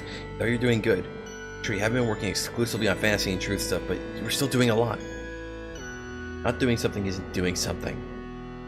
You do remember that I watch everything that happens around you, right? Kyohi raises an eyebrow as she reads your thoughts of how you really didn't remember that little detail. Seeing the crossed-armed girl with an eye that won't stop looking into your soul leads you to think that perhaps you shouldn't have bothered wishing to see Kyohi when things were calm. Calm. Calm. Oh, that was the wrong thing to think. You nearly died fighting an unusually strong ghost. You gave a piece of your very soul to save some worthless yokai kid's life. You nearly pissed off a dragon who could have very, and I mean very easily killed you. Kyohi's voice raises higher and higher. She lists off the most severe events that happened since you last talked to her. Even without her opening her normal eyes up, you can feel the ferocity of her stare. Primarily because her freaky third eye is doing that just for her. But you won't. And another thing. Oh shoot, she's not done yet? Of course not. Because you're trying to do the stupidest, most impossible, irresponsible, dangerous, and downright useless task of overthrowing fantasy and truth. What? question leaving your lips sounds deafening as it echoes both the sea and your mind. This is too much. Your life since your parents died has been uneventful. Nothing to do except take care of the shrine and live. And now, after a day of tough decisions, almost one after another, you're now met by Kyohi. During a time you thought you'd finally be able to relax a bit. Instead, you've been berated for the things that you've done and now told your goal. What you've wanted to do since you first saw the girl with the red bow die is impossible. Almost funny how unprepared you are for this you are. We're gonna take Kyohi's words lying down. Doing anything about fantasy? Whose fault was it that you basically had nothing to go on with whose fault was it that you basically had nothing to go on with how to do, well, anything with it? And sure, Tomo being so close to the edge of what felt like an abyss with Aho, fighting Touhou being so close to what felt like an abyss with Aho, but talking with him after today, you won't take it back. You shouldn't retreat from your own words just because people didn't like how you reacted to them. Just because people didn't react to them how you'd like to. The most unforgivable, though, is that she spoke of you saving Igai. Igai isn't worthless. That girl sitting next to you in reality can't be worthless because she means something to you. Even after knowing her for so little time, really, she means something to you. You want to curl up into a ball. You want to get away. You just want to have some time to think.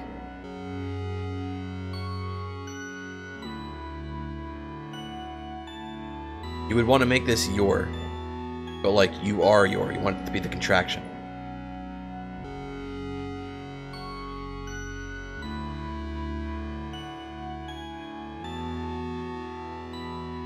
For the first time you've arrived in the sea, tonight, the glare from Kyohi's third eye finally relaxes. When she speaks, the way she speaks reminds you of something, but you can't quite place your finger on it. God damn. Fine. No point in laying out all the things you're already panicking after. No point in laying out all the things you're already panicking after undertaking the Herculean task of talking to multiple people. She finishes her sentence. Kyohi makes a lazy motion with her hand. As it raises from the sea, fragments gather together underneath her as she falls. In a flash, she now sits on a chair that looks like it's made of stars. But Kyohi isn't alone to get something to sit on, as fragments collect under you as well, to form a stool. Great. Kyohi is sitting on what looks like a super comfortable rocking chair, while you're stuck with a stool that looks like it belongs in a museum. Give what you hope is pointed. Give what you hope is a pointed thought at how.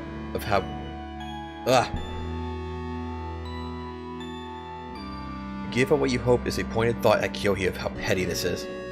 Kyohi, for her part, is just sly smiling. Come on. I'm gonna talk to you. I can't have you leaning back and not focusing on this. Tempted to kick the stool over, but withhold from doing so. We're certainly not gonna sit down. Kyohi shrugs her shoulders. Fine. Just trying to be considerate.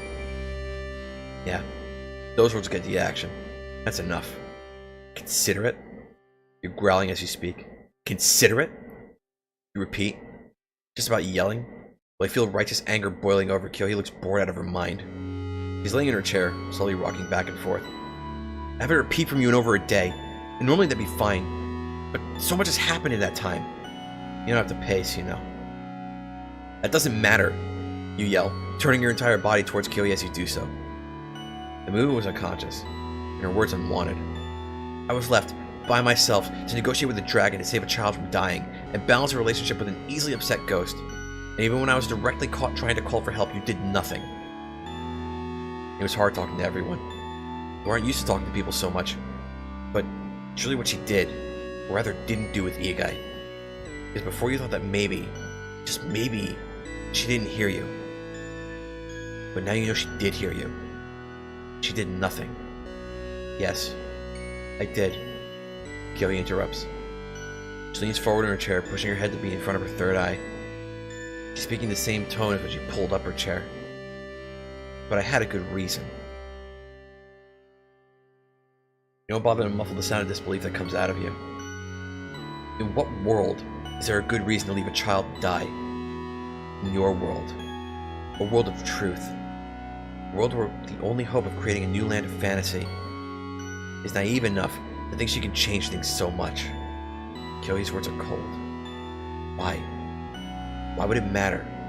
Even if your dream is naive, which it isn't, but it is. Why does that mean it's okay to let Igai die? Kyohi rubs her head, then tries to suppress a headache, from which how she's been responding to you is likely the case. When I thank you for your concern over my well-being, tell you the cause of my headache is going to go away. Maybe you will if you actually understand why I did what I did. This is giving you an explanation still. And sarcasm isn't helping hear her. Honestly, it makes you feel angrier. It's better be going somewhere. You want to know where this is going?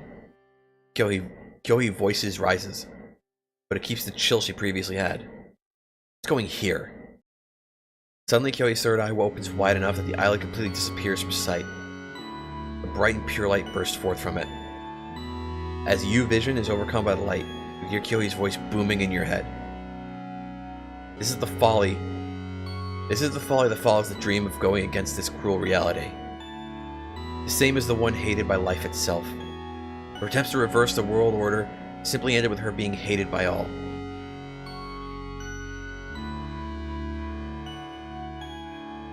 Should I go back to normal music because this technically isn't C anymore, but it technically is, so we should stick to the current music? I'm not going to change it, it's going to take too much time.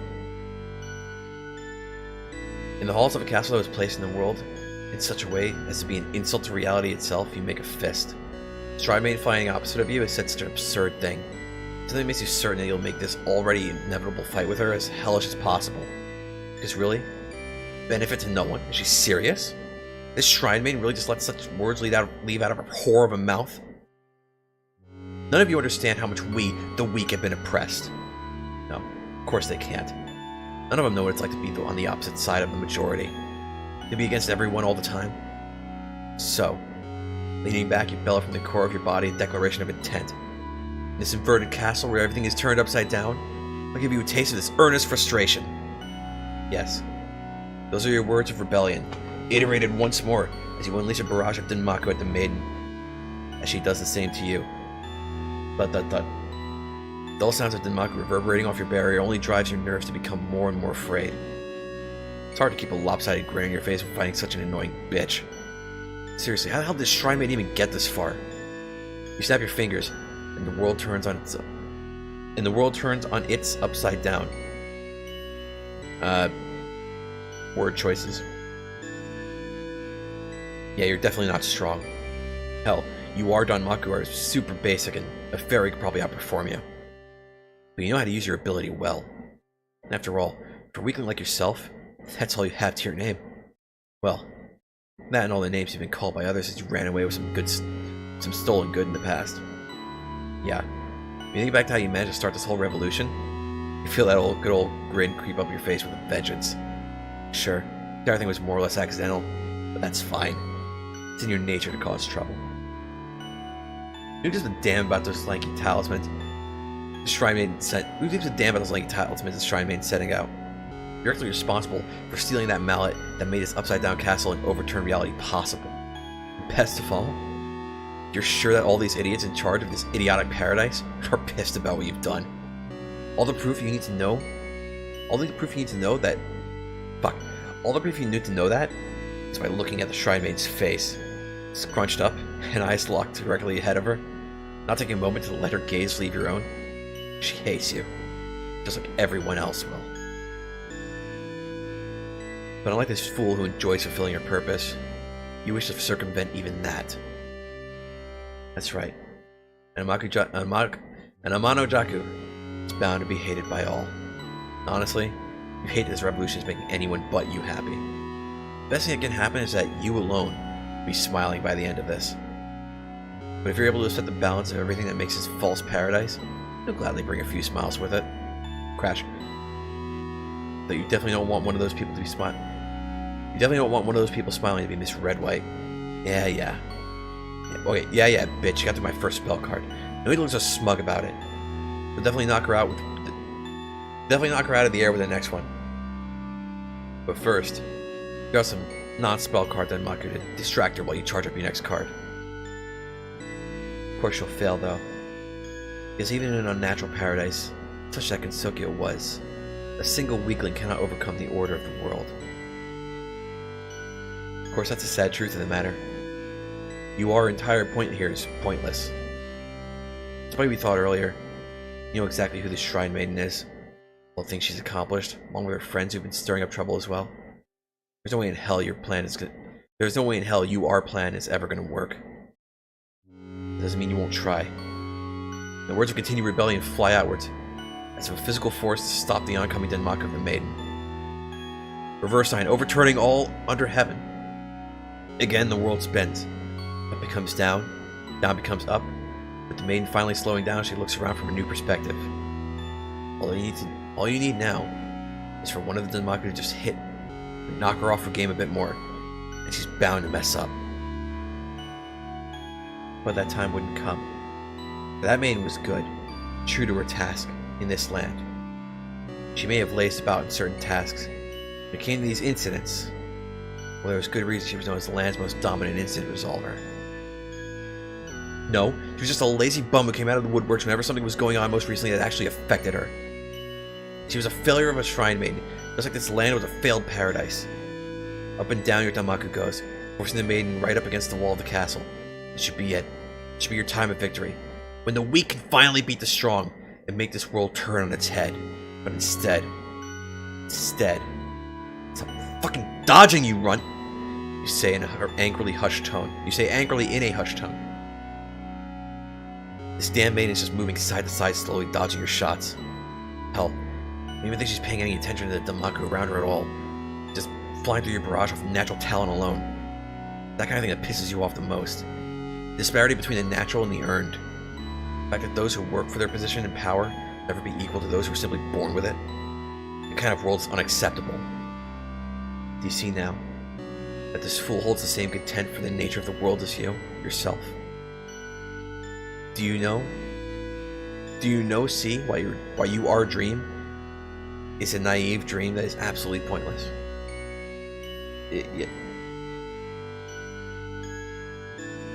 Will you shut up already? Your yell pierces the memory and rips away the fabric that hides reality of where and what you are now, exposing an endless shining sea. In front of you is the damn Shikigami of this place, the annoying Satori who's doing something real stupid right now. Raham's not one of concern, but an annoyance. God, are there any Satori that aren't cocky bitches? Anyway, I shouldn't have interfered with the fragment dive. I assume you'd be too immersed to notice my comments. My fault, I suppose. Hell yeah, it's your fault. A few of the other fragments respond to your outburst, swirling around you and united in anger. The hell you think you're trying to do? The hell you think you're doing? Trying to talk down to the new girl about responsibility, with all the nothing you've done throughout the years? You yell at the Satori. Normally, you're nowhere near as aware of what's happening as you are now. Thanks to her messing things up, she's managed to swap the positions of the newbie and yourself around. Godforsaken useless monkey. Satori actually bothers to open one of her cyan eyes. You certainly feel more than a little smug at getting her to actually look at you for real. And would you look at that? She actually looks bothered at your actions. Heck, gotta admit it's unusual to see a useless Shikigami displaying emotions other than boring angst. You'll be silent, shade of the past, he says, anger in her voice, like the feeling of a calm sea being disturbed by a dropped anchor. I have no need, nor want to speak to you, or listen to your vulgar thoughts. I was simply attempting to show the worthless maiden the futility of her dream. In fact, I'll just drop the connect. Yeah, no. The core, cruel reality resonates with the fragment. Oh, Shin, you got a sec? I need some help here. You call out to the sea, far from behind Kyohi. You see a fragment rushing towards the two of you. It condenses and becomes smaller and smaller until it's barely the size of your hand. You float on your back, relishing your superiority to this bratty monkey. God, it's nice to have a stalker sometimes. The fragment takes a shining, featureless form of Shin Miyomaru. It jabs what you imagine to be her needle into the Satori's neck. The pain from the blow causes the Satori to recoil, stop her from ending the connection. Good. You want the newbie to see this. Tisk. Kyohi recoils in pain at what's the first time in this eternity since she was hurt. Yeah. Folks like you and her can't normally be hurt here. When you fight each other, it's easy affair to injury. Except, the fight can only be done one-sidedly. Excuse me? Sage, damn it. Why? Kyohi's face frunches up in frustration. All the fragments she used, and had to be the only one that doesn't have an ounce of honor. Oh, come on. You ain't even gonna give her the benefit of talking out loud to counter that bullcrap. Hey, you were the one who broke the rules first back then. You just used those cheat tools only when you realized no one was gonna play fair with you. Heck. Even then, you danced him by showing them you didn't even need the tools to beat him. God, that was fun. From how little Shin's form is dancing enjoying her shoulder. I'm glad to see that she's had at least a little fun too. It's hard to believe she didn't hate you too much after that, little weirdo. Steve's resident monkey didn't have a counter to what you thought. She stays silently glaring at you with her freaky third eye. They wanted you to end this little meetup until you actually tell the newbie what's really going on. None of that. I'll drop into your mind later stuff either. You shake your head, annoyed at the fact that Kyohi already got away with doing that shit once since you all woke up. Yeah. Finally looking concerned, with good reason. As Kyohi messing around with the natural order of this place is causing the other fragments to wake up a bit. They don't got the same mindset as you, though. As you and the newbie, though. So, it'll take a long while with nothing changing for many more to wake. But, at the very least, you're leaving the sea, coming to the metaphorical shore around you and Kyohi. Spinning in place, the two of you are stars and them the planets that orbit. Kyohi, for her part, is staying very still, unnaturally so. As you notice a subtle tensing of her muscles, dilation of her third eye, and breathing becoming more rapid. Shut up! Ah, there it is.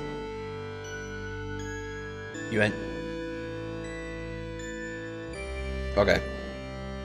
Ah, there it is. You feel Shin move back in surprise a little. Many of the other fragments do retreat when the whiny girl yells in frustration from you noticing all her little secrets that she's trying to keep under wraps. Yes. Your smiling can just overturn the entire world. Because of course, you enjoy turning the tables on Satori. And yeah, you like doing this to her. Karma's a bitch, huh? Fine. She lazily but rapidly waves one of her arms to clear the veritable field of fragments that surround her.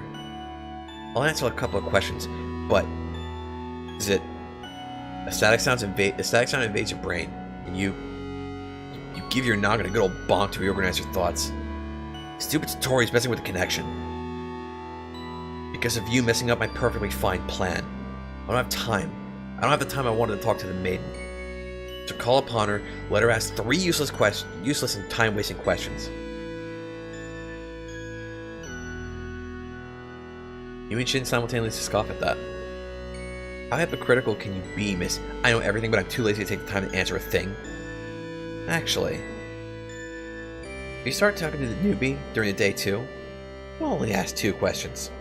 How's that for you? You don't like giving accommodations to losers, but hey, if you can slightly help the better loser out in this situation, you'll gladly do it.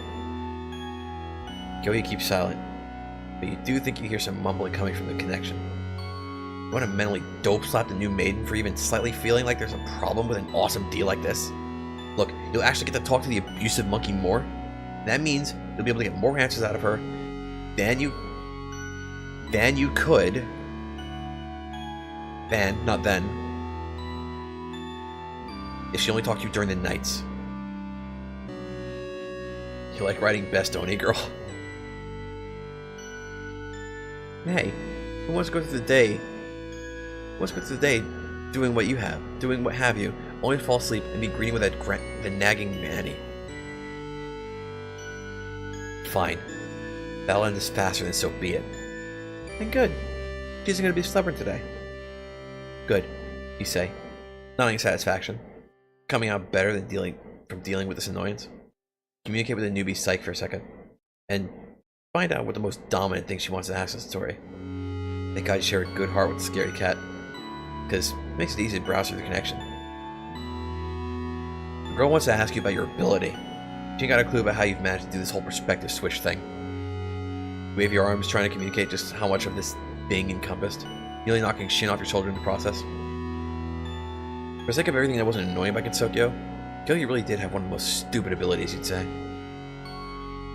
She really hasn't figured it out, Kyohi says, genuinely surprised. But after the connection was made, she had started to experience memory leaks. She would at least have some clue of what I was doing. You could see, think at least, when Okameji's sister's fragments try to ram into Kyohi's third eye as she speaks. It makes sense that they would be the first one to gain more awareness given the chance. After how Kyohi is trying to move her third eye over and over again, to avoid having it poked, I guess this hating Satori's is just a universal thing, even amongst themselves. Finding the bothersome fragment away, Kyohi answers, sounding perfectly exhausted. Aside from being able to read others' thoughts, like all Satori, my specific ability is to connect people's psyches.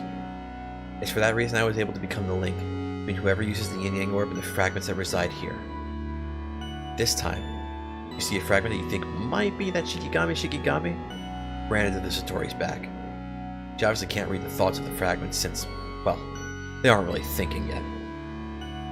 It's acting primarily on unconscious feelings and motivations.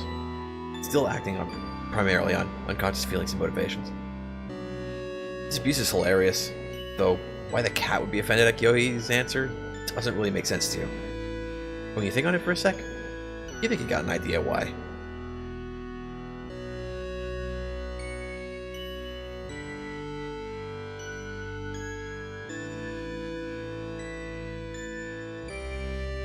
Oh man. Fucking real-time editing. I wanted to try and finish this before midnight. We're only 2 pages away!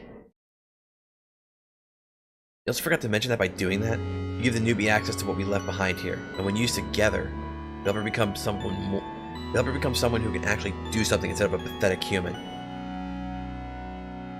Because that's right. Humans weren't all that impressive normally, back in the human village. And, just as Yukari predicted, I didn't mean to nudge my fucking pop filter, jeez. And, just as Yukari predicted, the decline of fantasy humans have become even weaker than before. Does she even know what you are? Does she even know what you are? Ah, that tone she's speaking with. Anger, she opens one of her eyes again, reveals just how impatient the monkey really is. But she can't know what someone's thinking. She gets upset so easily. Of course not, you yell out. You never explained a damn thing to her about what fragment were. That's the other thing the newbie wanted to know about. It's a little bit of shame on your record of overturning things you can't help but completely switch the position between the Satori and the newbie. That won't happen. Doesn't matter how much you know about the plant. I'll always know more. Kyohi's air floats about as energy flows through it. I was really angered her with that statement. I don't even know why. She had ever spoken a word to all of you during the years. Still ignore that thought though, because it's inconvenient for her. Honestly, so much fun messing with mind readers. Fine. Fragments are a small, condensed piece of the soul. Memories of an individual the sages thought would be helpful to restoring fantasy in the future. Normally they are unaware of anything occurring around them, due to their small nature. When connected to the maiden, they gain a small piece of awareness. The connection I create between people are two-way after all. Oh yeah. You mentioned nodding your heads in unison at that. It does sound kind of like what the hag was saying when she gathered everyone up before. Again, he didn't care all that much about the plan. Still think the entire thing is a big waste. Should have all just. But you still think the entire thing is a bit of a waste when you all should have just learned to let things bounce as they had before, apparently. The first time, you saw the Satori disappear into the yin yang orb. For the first time since you saw the Satori disappear into the yin yang orb, you see both her eyes open at your thoughts. They're filled with a rage you've seen so few times before. Or a lot of times, really. You've gotten on the nerves of a ton of people before. You dare think the plan is the correct path to take? Do you even understand what could have been lost? What has been lost could never have been made again if it wasn't for the sage's effort. She just let out a burst of energy, her hair floating in the air. Her hair floating in the hair, as if creating a crescent moon behind her. The wave harmlessly passes through everyone, though, because she's not allowed to do shit here, really. We deserve the place to call our own. We will have it back, one way or another. For once, there seems to be multiple fragments that gather around Kyohi, seemingly in approval of what she says. Makes sense, though. There are plenty of yokai and gods and what else that came to Gentoki for safety and stuff. Not everyone was okay with fading away like you were. Maybe. You should let her determine that. Your little stalker moves close to your face and hugs your neck. It's funny how she still feels like she needs to be by your side even after the both of you should rightfully be dead.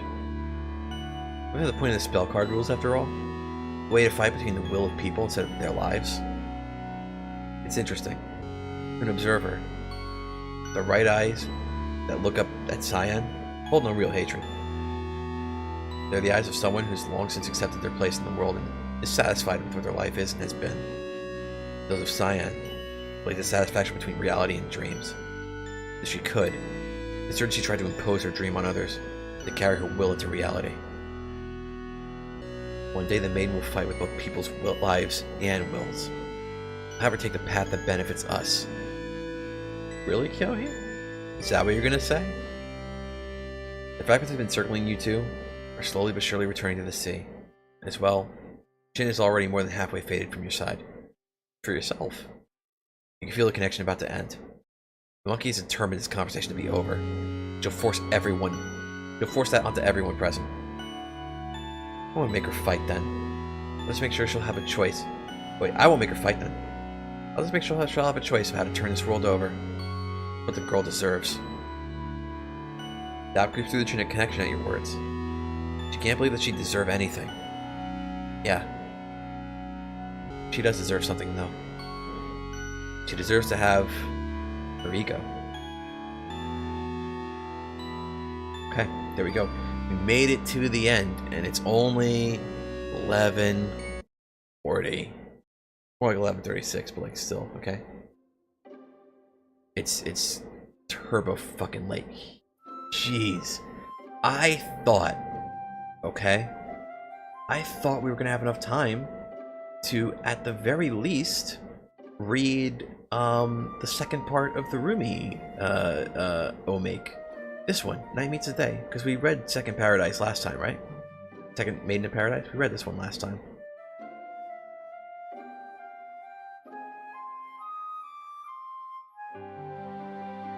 I was hoping we would read this and maybe like another one or two, but like, no. Let's take a literal month to get through chapter 4. Oh, geez, that's right. Because chapter 4 is how long again? 201 pages? That was nearly 100 pages, and it took us 2 streams where we went overtime to finish. Chapter 4 is like 201. That might actually take literally a month. Holy. We might need to break it up with some of the side story chapters, because we haven't gone through those, and some of those are okay to read now. Or they're gonna be okay to read as we get through chapter 4, I guess. But anyway, let's write more omakes. I mean, I guess you could, but there's some stuff in the omakes where it's like they probably really should be in the main story, like the bit with Tomo's duel against Teki. Like that's clearly something that like is that part is crying out to be included in like the actual body of the story.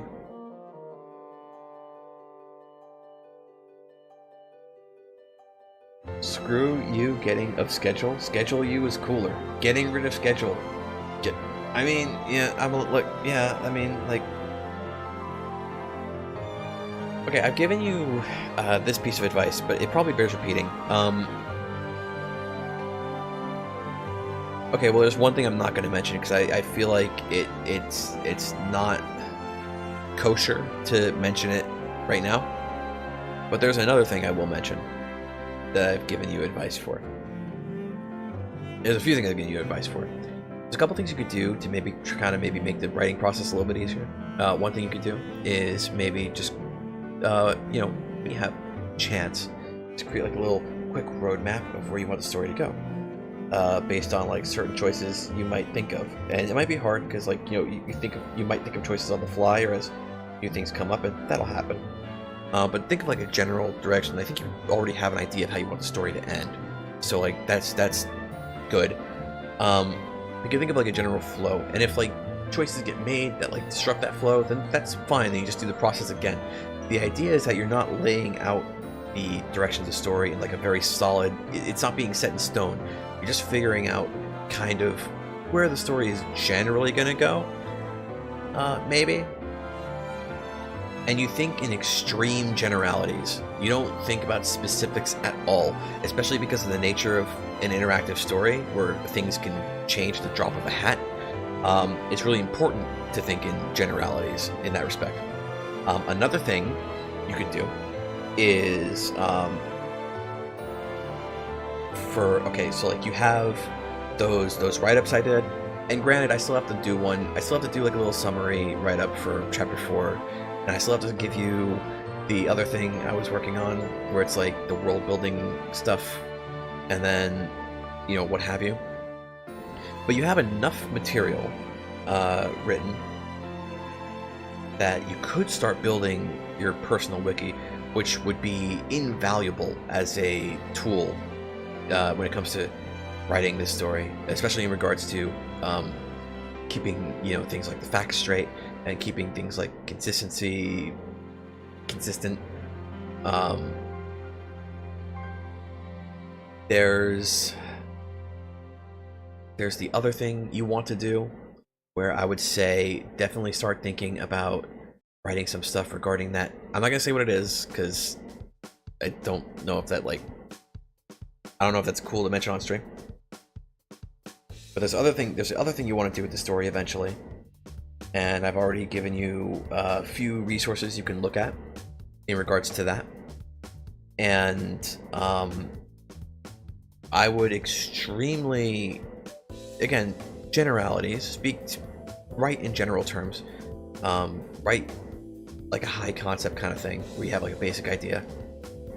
But I would definitely consider at least like planning and writing what you want for that currently. Again, doesn't have to be super detailed, but like these are things you can do if you find yourself being unable to write the actual story. Then at least in that sense, you're still working on the story, even if you're not actually writing the story, if you know what I mean. If you understand what I'm getting at. It's right at 9 p.m. to try and fix this. Thanks for the advice. I think it's mostly in your depressed. I mean, yeah, that wouldn't make it easy either.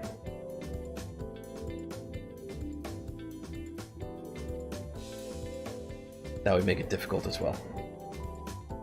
It's like you keep thinking about how much you could do, how much you should do. If you're better at this entire planning. I mean, look, I have the opposite problem as you. Okay, like I go hard in planning, and like I go hard in like planning and like character arcs and like plot and like sometimes world building where it's necessary, and then I tend to get stuck on that phase because I kind of think things like consistency and continuity are kind of a big deal. And so if you don't have a lot of big details planned out from the beginning adequately enough, keeping things consistent and keeping things put together well, it's going to be harder to do. At least that's how I feel. But I have the opposite problem, where a lot of my time and energy gets spent like planning shit, and not enough time gets spent actually writing the actual shit. It's the opposite problem. So if you need, I mean, I can only really tell you what works for me, but if you ever want like advice, help, or like just ideas of like what I would do in regards to like planning and stuff, I mean, like Discord's like right over there, so But anyway, that's gonna be about it for now. Thanks everybody for watching, stopping by, chatting. See you all next time. Next time I see you is gonna be on Exceedobytes' channel on Monday.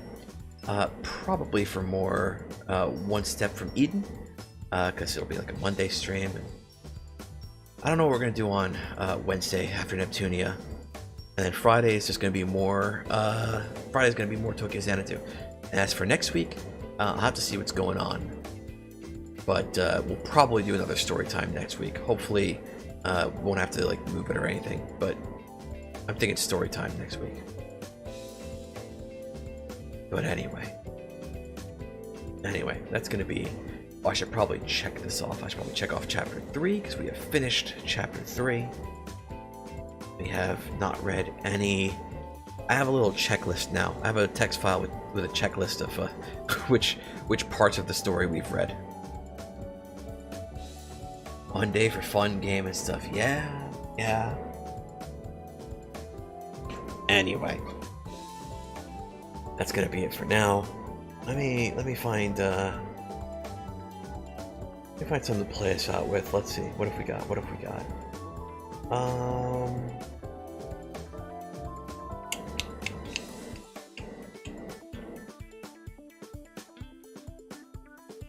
Sure. Anyway, thanks for watching. Good night.